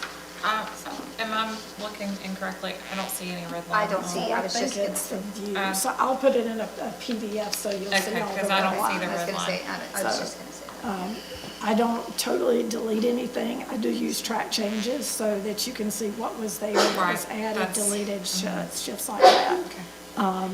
Due to a resignation, well, as of the end of this month, one of the shifts you will see is taking our media specialist at the central school and splitting her between the two schools. After running a lot of numbers and our checkout of our books at the high school, there were very few students that were checking out books. It was more staff. So we looked over a 3 to 5 year period, the past several years, trying to see. So we may make some shifts, but we will utilize Ms. Roberts at both schools. Her position will be split between the two schools. And is her schedule going to allow that based on the way that she is being utilized currently? I mean, are we structuring the way, So- because she can't have kids in the library that she's responsible for and also be at the high school. So she will have to come off the schedule and not, because there is additional stuff we have to do with the books, going through the books at the high school. And then also just looking at her, she'll have to have her committee form to go through any books. There was a book I was notified about, fads. I have not received the exact title, but I have gone ahead and told her, look for anything related to abortion. So she is going to go ahead and start doing that. So those are books, the latest, identified by the state that we need to make sure we do not have those titles. She does, correct me if I'm wrong, she has a paraprofessional that Correct. helps her. She Yeah, does. okay, so, They can check out books. So I will most likely call each of you in the first week of January and go over all the changes to the proposed changes. Okay. So our third item is a supplement list update, and it was actually adding Miss Fletcher as the, because she handles the social media, so we're putting her as the video. We will have one other change that I need to speak to Dr. Cunningham about. You're putting Miss Fletcher as what? The video, so over social media for the high Social school. media, okay. Yes, using that particular stipend. I do have a question, since it was brought up earlier. Do we need to look at adding additional supplements for that math teacher or math teachers? So, no, so that's the other part of Okay. Ms. Fletcher's. That is just a separate stipend. So it would not be a supplement Okay. to the, because the supplements are negotiated with the union. Okay. Exactly. So even though, like Ms. Brown shuffled some of her supplements around, Okay. she did have the union sign off on it. Okay. Her overall dollar figure did not change. Okay. So, but she did have Ms. Learis and Ms. McGriff both sign off as the president and the vice president, that they were fine with how she was shuffling things. But the other item is then the additional stipend for Ms. Fletcher for the month that she gave up her planning, and agreed with the union to pay a rate, and then we calculated out her days. So this would be similar to how we would do it for a math teacher.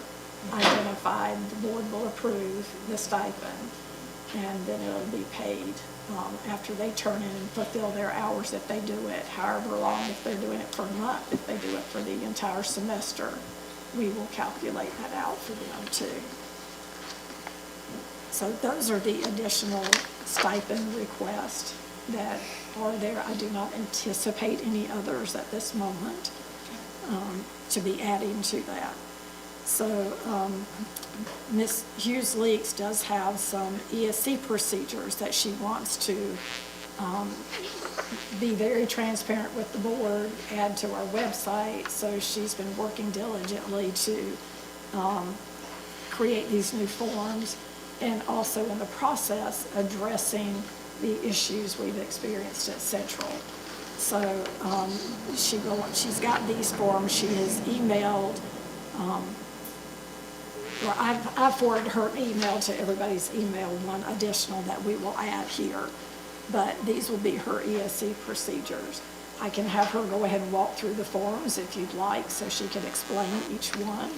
So if the board is okay with that, she can go ahead and address her forms now. And I did go ahead and make you some hard copies because I know I was touching it real good. So I thought everybody should have a copy that they could write notes on and touch. We You're right. have that one for the attorney. This is right here. Okay, but that's, Okay. No, that's, Is go it ahead. 2 sheets? it's a whole packet. A whole Thank packet? you. Okay, thanks.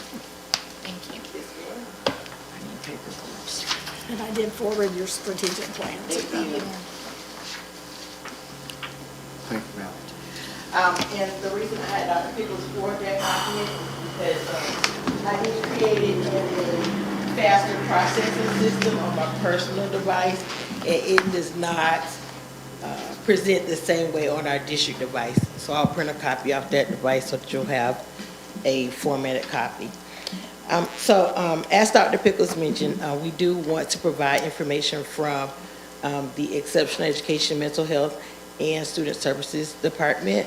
We have lots of updates relative to our processes based on the feedback that we receive from parents, constituents, and staff. For all of these pieces, we have integrated processes and recommendations from our school leaders, from our department members, as well as students and families. This is the first draft that we're presenting to you. We have one more meeting with our team on Thursday that will finalize these pieces. We want to gather your information and feedback, and then we'll send you the final draft, okay? Thank you. So as you know, we have been communicating with B's about some concerns that we've had in our systems here in Madison County. Some were identified by them, some were identified by us. but it is our intention to be proactive in addressing those matters. While we do anticipate receiving direct feedback from Bs, we have built a plan to address where we know deficiencies lie with our 14 project leaders throughout the state.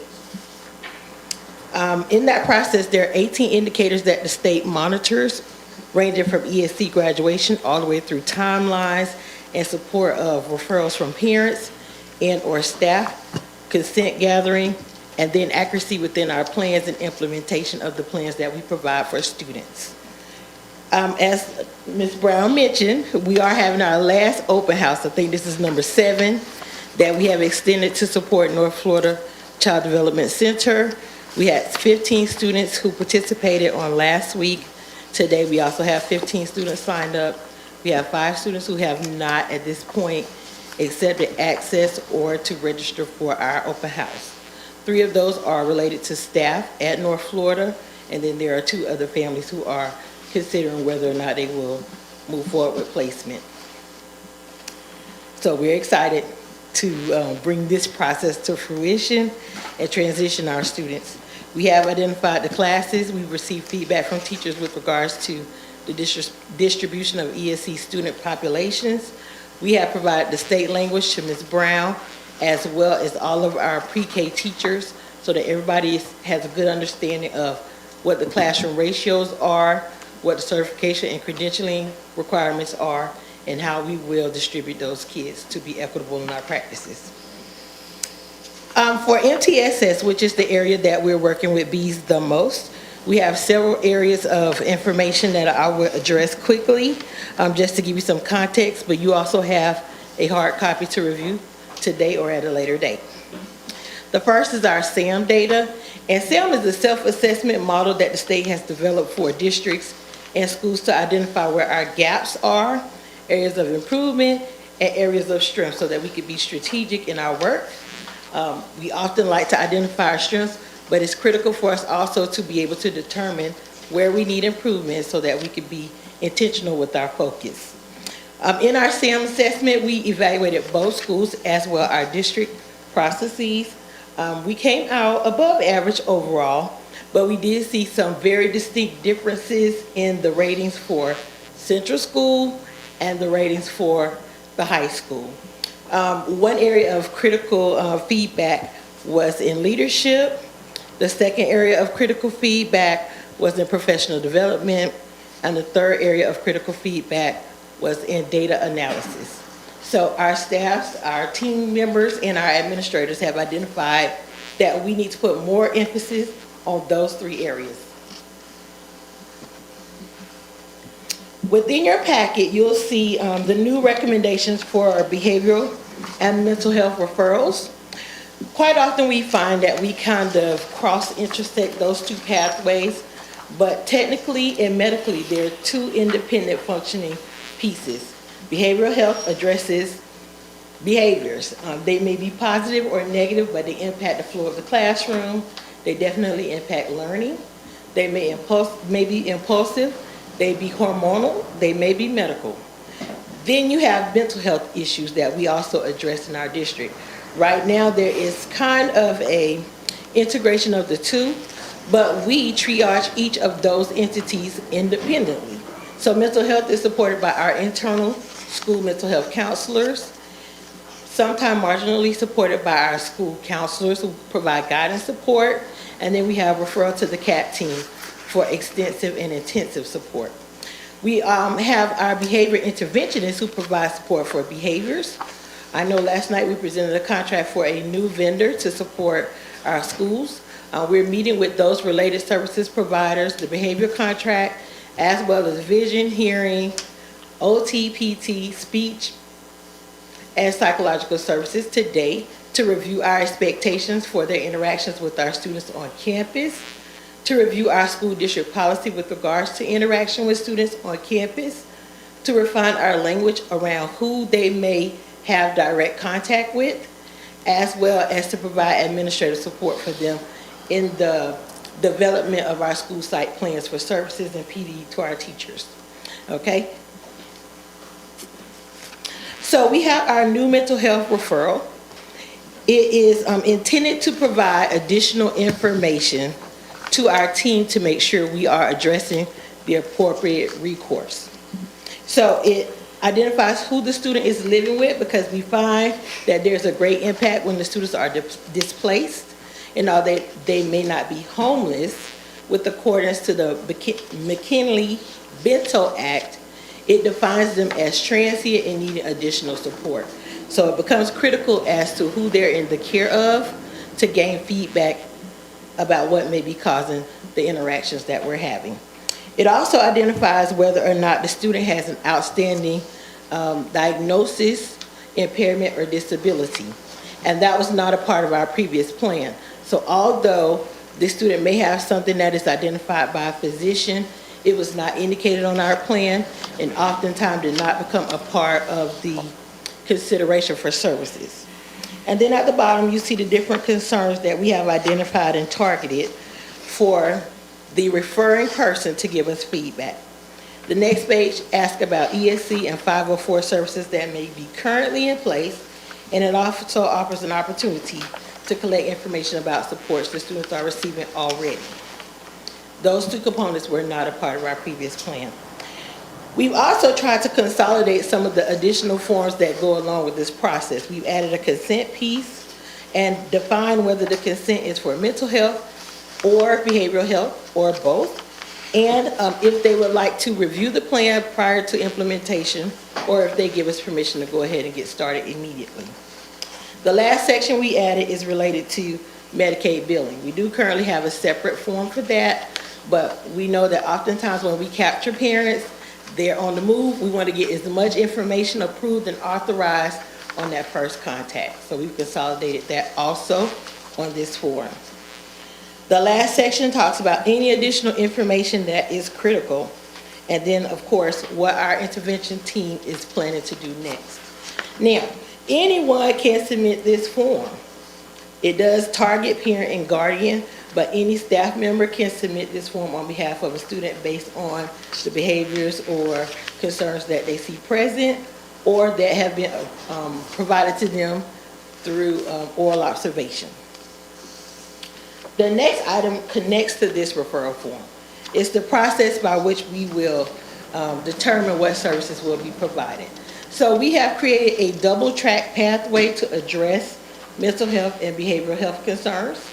Track 1 is responsive, and it is intended to address emergencies.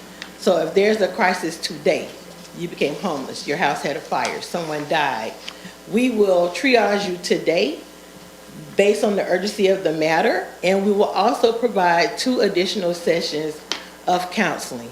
That will give us an opportunity to evaluate, do they need long-term care? Are they going to receive care outside of the school environment that would supersede what we're providing, or if the family is interested in that service or support. The second piece is our comprehensive services plan. That applies to students who are having what we perceive as extensive presentation of behaviors that we feel like is going to need additional sessions long-term. We have 2 pathways to that.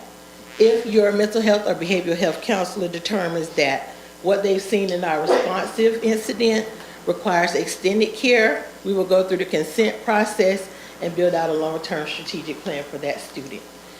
The second pathway is if the student is presenting behaviors that we would like to consider for evaluation, we will notify the parent, activate the SIT team process, and then move through that process to determine, again, if the student needs long-term care. When you look through that document, it tells you how we will determine what needs will be met. It also gives you a very defined timeline, because that has also been a topic of concern, how long it takes to get from referral to activation of services to implementation of services. And so we want to narrow that system down so that we can get to students faster, help get them triaged, but the plan also introduces fading. So we know some students have received services for 3 or 4 years. That is impacting the availability of our mental health counselors, but also when you need extensive time in service, we should be referring those students out to the CAT team for more extensive support, or community-based support. So this process is helping us to, again, minimize the delay in access to services and then implement support to the community if necessary. It also has a piece in here that discusses Tier 3 referral for IEP and 504 planning. We have also seen a delay in that process where we have parents requesting or staff members identifying that they feel like the student needs additional support. We have data support in that shift, including failing grades, poor attendance, and then behavioral impacts. And so we want to put something in writing to accelerate that process so that we don't find students in 90 days, 120 days needing services and having failed the majority of the school year. So that is included in this process. We also included a note because this has become a repeated topic of discussion. Eligibility for a 504 plan does not require any documentation. It literally requires just a request. We've created a flow chart to inform parents that will be added to the website. We have also retrained our staff. We've had the PSRTI project come out and train our counselors. We have provided them with tools, and we have an updated level of tools that we're going to provide for them tomorrow as well. But it only requires a request. It is a civil right as defined by the Federal Department of Education. And so therefore, upon request, we have 60 days to activate that process and come to consensus about what services may be provided. What we do know is that if we have additional information from the parent, which includes documentation from a physician, a counselor, a psychologist, a psychiatrist, we can take that information into consideration in our deliberation of determination of services. However, we cannot exclude parents or any other entity from requesting that activation of services on day one of receipt of consent. Okay, and so just a note is a Section 504 plan is appropriate when students generally function well in the regular classroom setting, but need extra supports and or accommodations to address health impairments that reduce the potentiality to perform at their best. So unlike an IEP, where we provide service to make students equitable to their peers, with a 504 plan, it is the intention to provide services to help a student reach their potential best. And that is the language that guides us to offer that access to every student. The flow chart is provided within your packet. It looks like this, and it tells you which pathway we'll go to, whether it's IEP or 504, and it is based on the technical terminology that is provided by our federal system. Okay, you can take a look at that.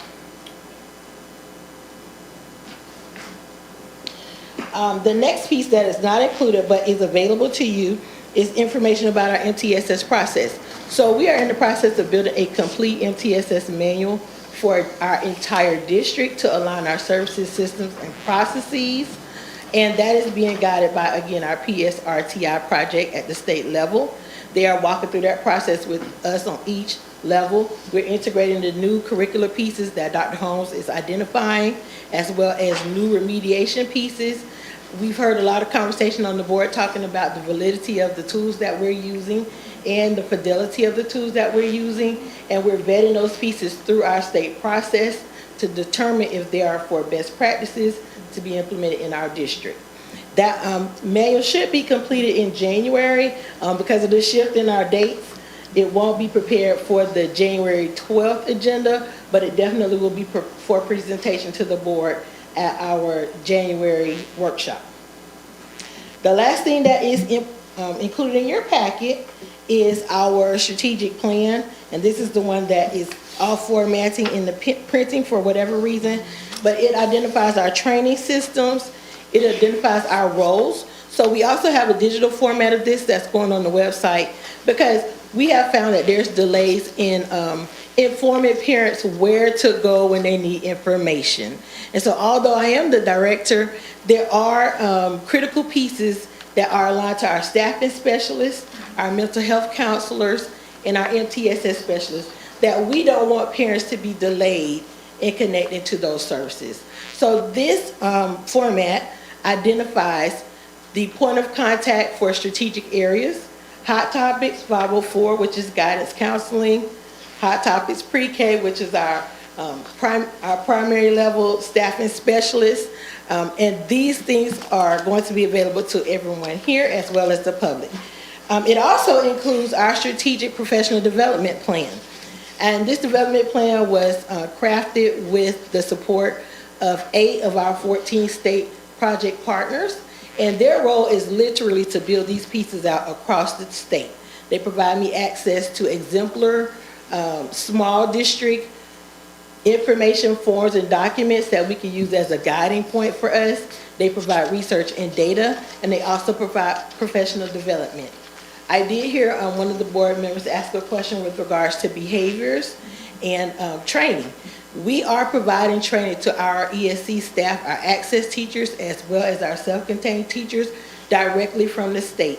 As you know, they're changing rules, expectations, documents, statutes in real time right now, and they're expecting implementation immediately. So as those changes are happening in real time, we are providing updated training to our access teachers, as well as our support facilitation teachers, and we also have training for partnership between those teachers and either their gen ed teacher partner or their paraprofessional partner. We're also providing updated training on CPI for our staff members who have not been through that process, to ensure that when we have critical staff interacting with students, they know the appropriate response from staff.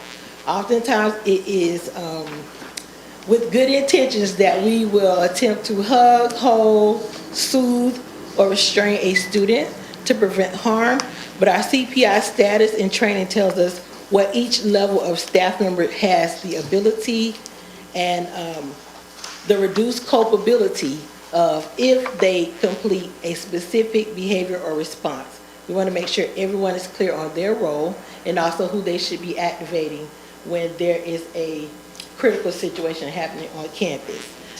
We have updated mental health training coming on January 6th for all the staff members who have missed it, to also help us better identify kids in crisis.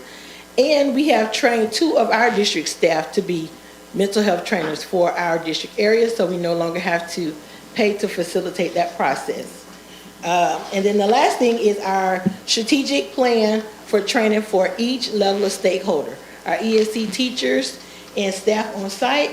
We have training for our specialists who work under MTSS or ESC. We also have staff development for our principals and administrators to get them up to date on the standards that are set by the state. And also we have a training package for our charter and lab schools who also need to be brought up to date. I know that was a lot of information. I've got a question for you. Yes.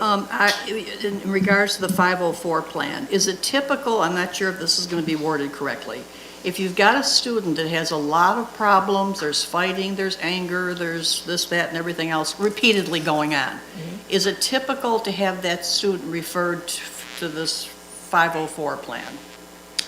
Is it? It's not typical to try to work through the 504 process, because typically people believe that it is either mental health or behavioral onsets that should be addressed, perhaps by an IEP. Okay. So they might request consent for evaluation to look at a disability that might be addressed by an IEP. We would start with a functional behavior assessment and move from there. Okay, so you go to the IEP route first, then possibly a 504 will come out of that? It depends on the behaviors that we see. Okay. And that's why we kind of built a flow chart to address it. Because although a 504 plan can provide accommodations for students, it does not necessarily provide the same level of service for remediation and skill development as an IEP. So for example, with the 504 plan, types of accommodations a student can receive: timeout card, breaks, the ability to walk around the classroom to de-escalate. They can have small well, they can have additional time on assessments, they can have additional time in the classroom, but they can have modification of an assignment, but the accommodations provided is minimum.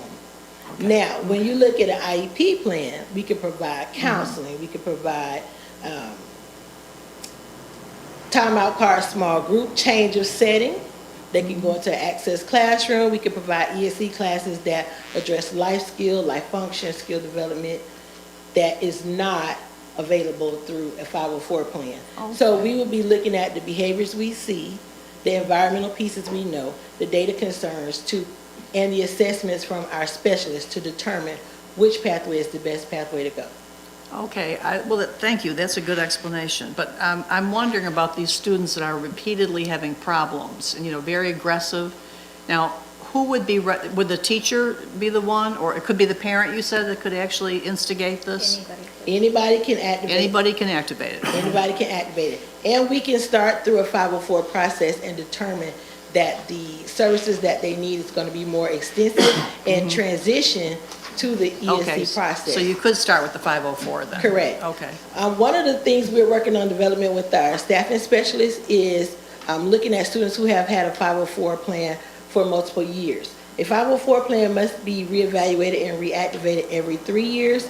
It is right now our thought process to take students who are at the 3-year mark and move to consideration for ESC services. Because if it's temporary or medical impairment that is needed for an extensive amount of time, we really do need to look at a different plan of process if they're not succeeding. Thank you. You've given a good explanation. Okay. Thank you. I would just like to ask, one of my pet peeves since I've been on the board is communication and transparency, with everything and everybody.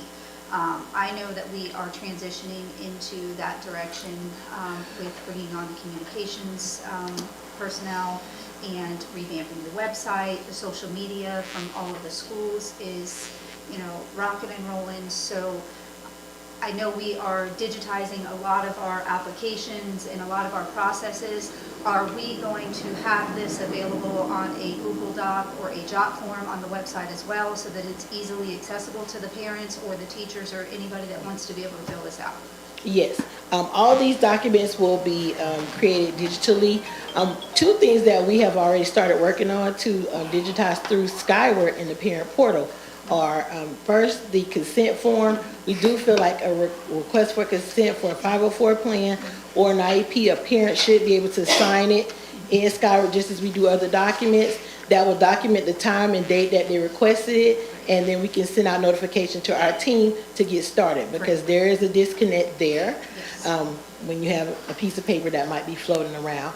The second thing that we have already implemented and are having our specialists update right now in real time is a summary of interaction with the student. So for example, if your student is on a mental health plan, every time the mental health specialists meet with that student, they're going to enter that information in Skyward. There's a form explicitly for this, and that is for OT, PT, vision, speech, mental health support, 504 support, and it is going to document whether it is the initiation of the process, an observation of the student, an evaluation of the student, or an actual session that the student is participating.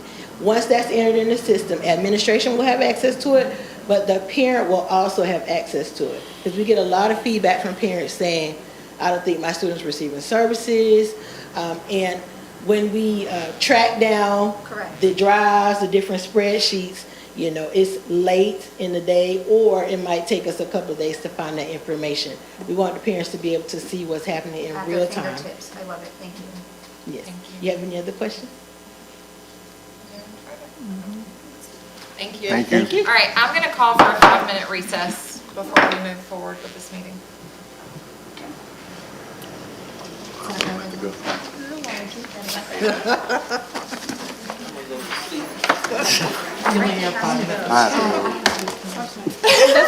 It's normal. Wake me up.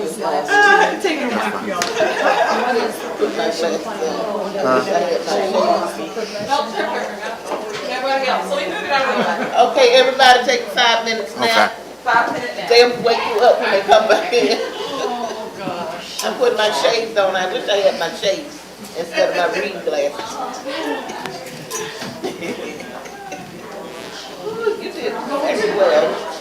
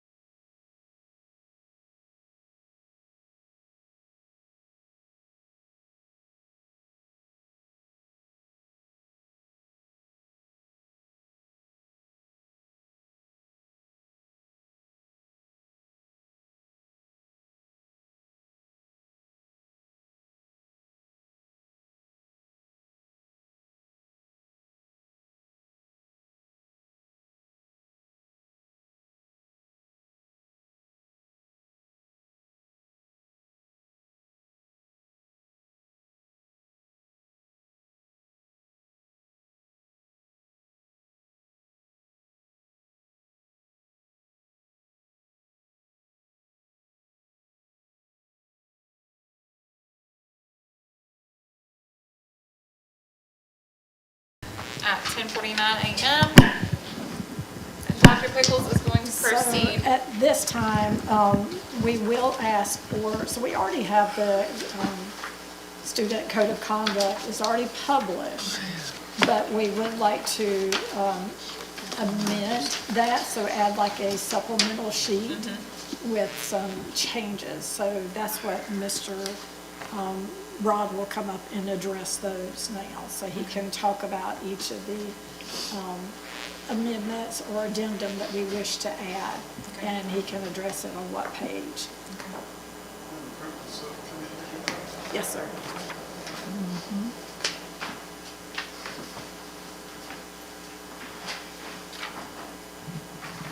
All right, good morning. Good morning. It's still morning, I think. It is. A couple of things we wanted to make some changes to. As you know, the Code of Conduct is a living document, so to speak. And we also find things in there that need updating and may need changes sometimes throughout the year. A couple of things that came to our mind as we were going through some processes this year had to do with alternative placement and some verbiage that we wanted to update and change. So the first one on page 17, number 7, we want to add the description that the bridge principal makes the recommendation for the return from alternative placement to their home school. So we want to, basically what we're doing here is clearing up anything that may have been confusing to anybody to make clarity of the language. Or designee. Yeah. So instead of it being per se a principal, we could say principal or designee. Okay. So they'll make the recommendations. That's good. All right. Second, page 17, also number 5, where it talks about terms of stay. Right now, the word normally is in there. It says students should normally stay for at least one semester. We want to remove that so it reads the term of stay will be effective for one full semester.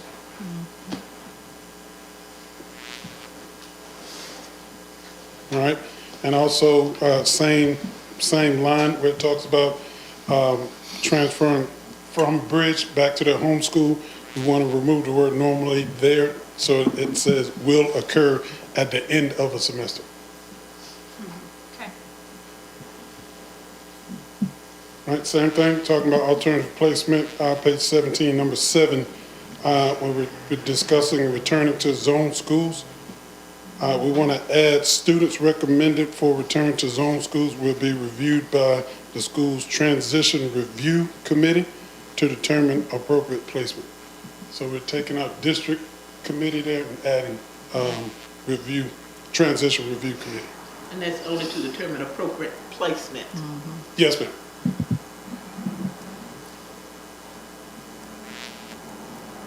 Same thing, page 17, number 3, we want to that's the same thing I just said, changing the word from district personnel to transition review committee.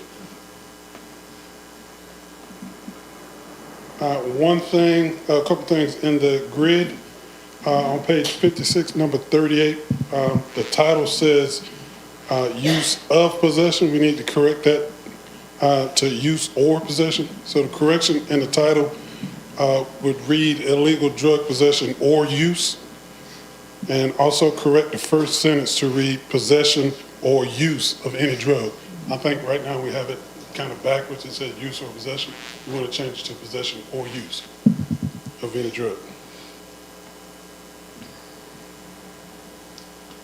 And on page 54, number 27, which refers to TBC, at the bottom of the TBC description, there's a blurb in there that talks about mentioning vaping, if you vape THC or some other illegal substance.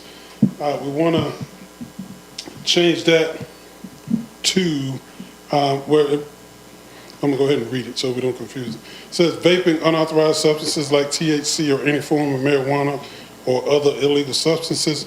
We want to have that referred to number 38 on page 56. instead of what is there now.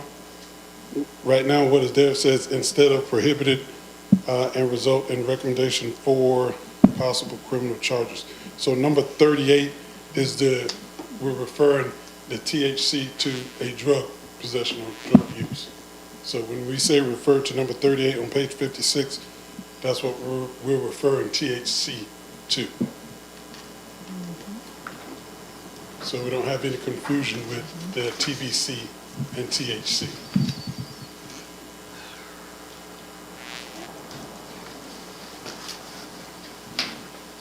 Thank you, Mr. Williams. Those are the changes.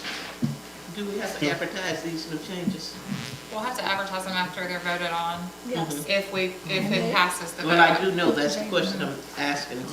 Are you prepared, to advertise these things? So in our January meeting, yes, that's what you will vote, And then they will because go this to, is an amendment. and then they will go to hearing. I know the process. Just reminding that there is an advertisement of these Yes, changes. Yes, ma'am. Thank you, sir. Do you have any other questions for Mr. Williams pertaining to this? No, ma'am. Thank you. Okay, not on your agenda, but after we met last night, we were going to put the progression plan back on here. So, Dr. Holmes, anything that you're already aware of, we can go ahead and let Dr. Holmes know now. I know that Ms. Hagan, you did request that Ms. Hubbard be here today, and Well, I didn't do any homework last night after we said this. so, I went and ate and went to sleep. I didn't do homework because we thought that you were going to be on the January agenda. So I don't have anything for you now, maybe in January. so that if there is something, because I know we had a lot of questions last night after the email that was sent. So if there's any of that you do want her to go ahead and change at this time. I would just ask that we wait for the feedback from From the the staff. teachers and staff. And along those lines, I have some clarifying questions. I did create the questionnaire that I'm able to share with you, the questions that I will be asking. But also I wanted to know, the timeline for how long do we want to allow the teachers to provide that feedback, as well as how would you like that feedback communicated, or when would you like that feedback communicated to you? So that's the reason why I did not send it out, because I needed to know the start and end date, correct? Okay. So, I mean, if we're going to put this back on the January, we need the information back fairly quickly so that you have time to process it, and then also forward it to us with, recommendations for us to review prior to the meeting, so. I would say, I mean, what? I would expect it a week prior to that meeting, if we could have that, a week to review Is that that. going to make you work over your holidays? Right, and that's, So you shouldn't have to work over your holidays let's look at the calendar. unless we don't pay you. If we could do it by the 5th, and that gives them coming I back. believe on the it's fair 2nd. pay for fair work. Yes. She sends it out today, they'll also have it. Right. So if we could expect that by January 5th, I'm not sure what your schedule is. I'm thinking staff is going to come back on the 2nd. Is that reasonable to ask for that on the 5th? That's fine. Okay. All these. They don't. The teachers, so there are only 3 questions. The first question is, what concerns, if any, do you have about the proposed changes? Please include the section and page number. The next question, which components of the proposed plan should be revised or clarified? Again, please include the section and the page number, as well as there's a place for additional comments or recommendations for district leadership. And there's the last question asked, would you be willing to participate in a follow-up discussion if needed? Okay. So now it's prepared to send out now, so I can send it out as soon as we finish this, and with it being due by close of business on the 5th, because the teachers return on the 5th, correct? That's their work day, which they're probably not going to come with the 6th, it's probably these days. That's the thing, because I'm pretty sure the teachers are not going to. No, no, that's fine. I don't expect them or anyone to do anything additional. Let's look at that calendar. I don't have my calendar pulled up. So do we want?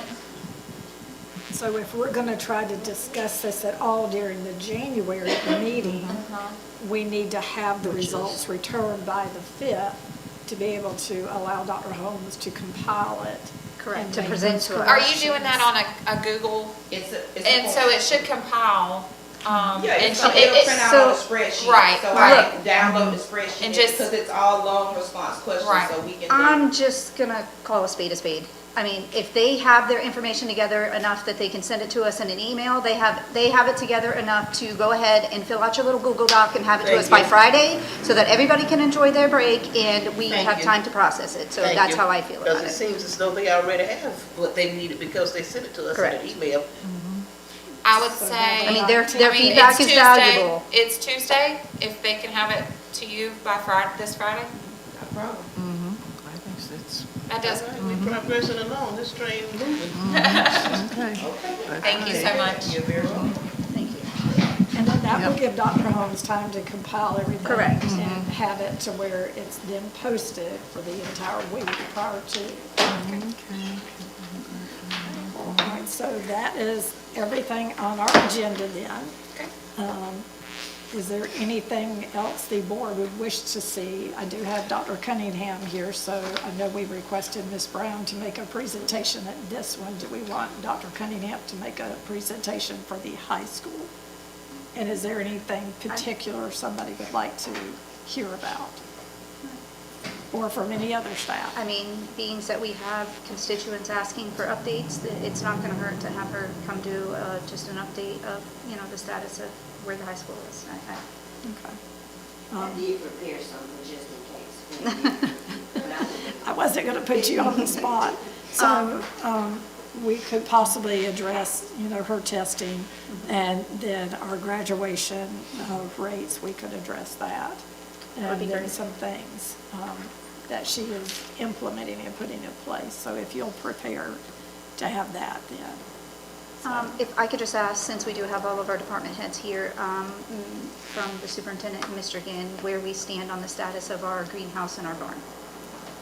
I know it was supposed to be ordered. Do we have a expectation or shipping date? The greenhouse. For the egg barns, The barn and the greenhouse. I PO'd those last week. Okay. We're still trying to satisfy the building inspectors on permits. Okay. The vendor says that we gotta have a permit. Our building inspector says no. So we're trying to get draft a letter to the vendor saying that we're not required to have. A permit. That's just on the little baseball part. Okay. The other one will have to be permitted, demos, and everything, so, we'll take care of all of Right. Okay. I that. mean, That is. do we have I know it may be a moving target, but do we I have do a? not have a lead time on that yet. Okay. Until we get all the permitting where he can submit on. So we're waiting for all of the permits for everything at once. See, this is where this project has turned into a nightmare, and I hope that this is a learning opportunity for all of us, that grouping these projects together into one big gigantic bucket is caused us a lot of headaches. And, moving forward, these projects need to be presented on a per-project basis, because 90% of these could have been complete already if we didn't have one thing holding up the rest of them, so. Greenhouse, we finally satisfied insurance, Correct. so now we're fixing the PO greenhouse. Where hopefully the footer can be dug over the Christmas holidays. Wonderful. And then, there'll be a lead time on building the greenhouse, because it's built specific to the site of the vendor.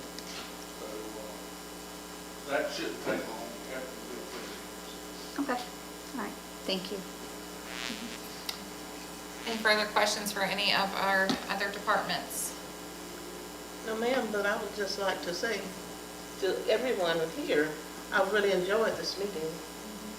You presented so well, and you've done so well, to my way of thinking, and I really appreciate you all. And we do it again. We will keep on and on and on until we get some A schools. Maybe not this particular term, but next term, we're working toward A schools, and you all are doing what you need to do to progress us to those A schools. Amen. Thank you. Ms. Gibson, do you have anything? Merry Christmas. do you have anything? No. Okay. I would just like to say that I noticed something on Rod's email that he sent out, and I just want to read this out loud, especially after what Ms. Hagan just had to say. It says, "Tradition is a wonderful thing until it stops progress," from TD Jakes. And I just want to say that I know that there's a lot of change happening in the district right now, and there's a lot of moving pieces going on. But these changes are to take our district to the next level. And we are stepping up our game with our leadership and with our administration. And I just want to encourage the staff to trust the process. Yes. And to continue to just work with us so that we can get this district where it needs to be, because we have the train full steam ahead in the right direction. And you all are doing an amazing job on keeping us on track. And I just want to say thank you. So, thank you very much. Do you have anything else to I wish all our staff a very restful break, and I hope they enjoy their increase in their pay. Be mindful that taxes will also take a lot out of it, so be mindful of that. That's not on us. But I'm hoping they are all happy. And if not, again, as we stated last night, if they'll use the payroll at mcsbfl.us to express their concerns, and then we will get them addressed in January. So, I want to say thank you to all of our staff for being here, taking time out of your regular schedule. This format of the meetings has been very informative for me. It makes decision-making when we're up here during our regular scheduled meetings a lot easier because we're more informed of the processes and things that are going on. So I know we've just started doing it this way, but I feel like it's going to just continue to get better. I know some of you have been sitting here and haven't said anything, but we appreciate you being here just in case we have questions. I think we'll, as we move forward, we'll become more efficient in the process. I know it's been a long meeting. We've been here quite a while. It's lunchtime now, so thank you all for being here. Thank you for everything you do. I want to thank all of our staff for everything that you do to keep this district moving on a daily basis. It is truly inspiring to see some of the staff and the way they interact with each other, with our students, and just to see everyone on the same page and moving in the same direction and wanting the same things. As Ms. Knight said, we are really making a lot of changes, but trust the process. It's going to get better. It's getting better. We see progress. It may be hard to see it just day to day, but if you look at over the years, the progression that we've made and the changes that we've made for the positive, I really feel like in the next few years, we're going to be looking at a totally different school district in the best way. So thank you all for everything you do. I hope you have a wonderful holiday break. Merry Christmas. Enjoy your time off. And I will remind everyone, as Dr. Pickles did again, please don't call fussing about your paychecks. If you have problems, use the email and be graceful with our staff. They've worked very hard to get this done. So thank you all. Adjourned. Okay.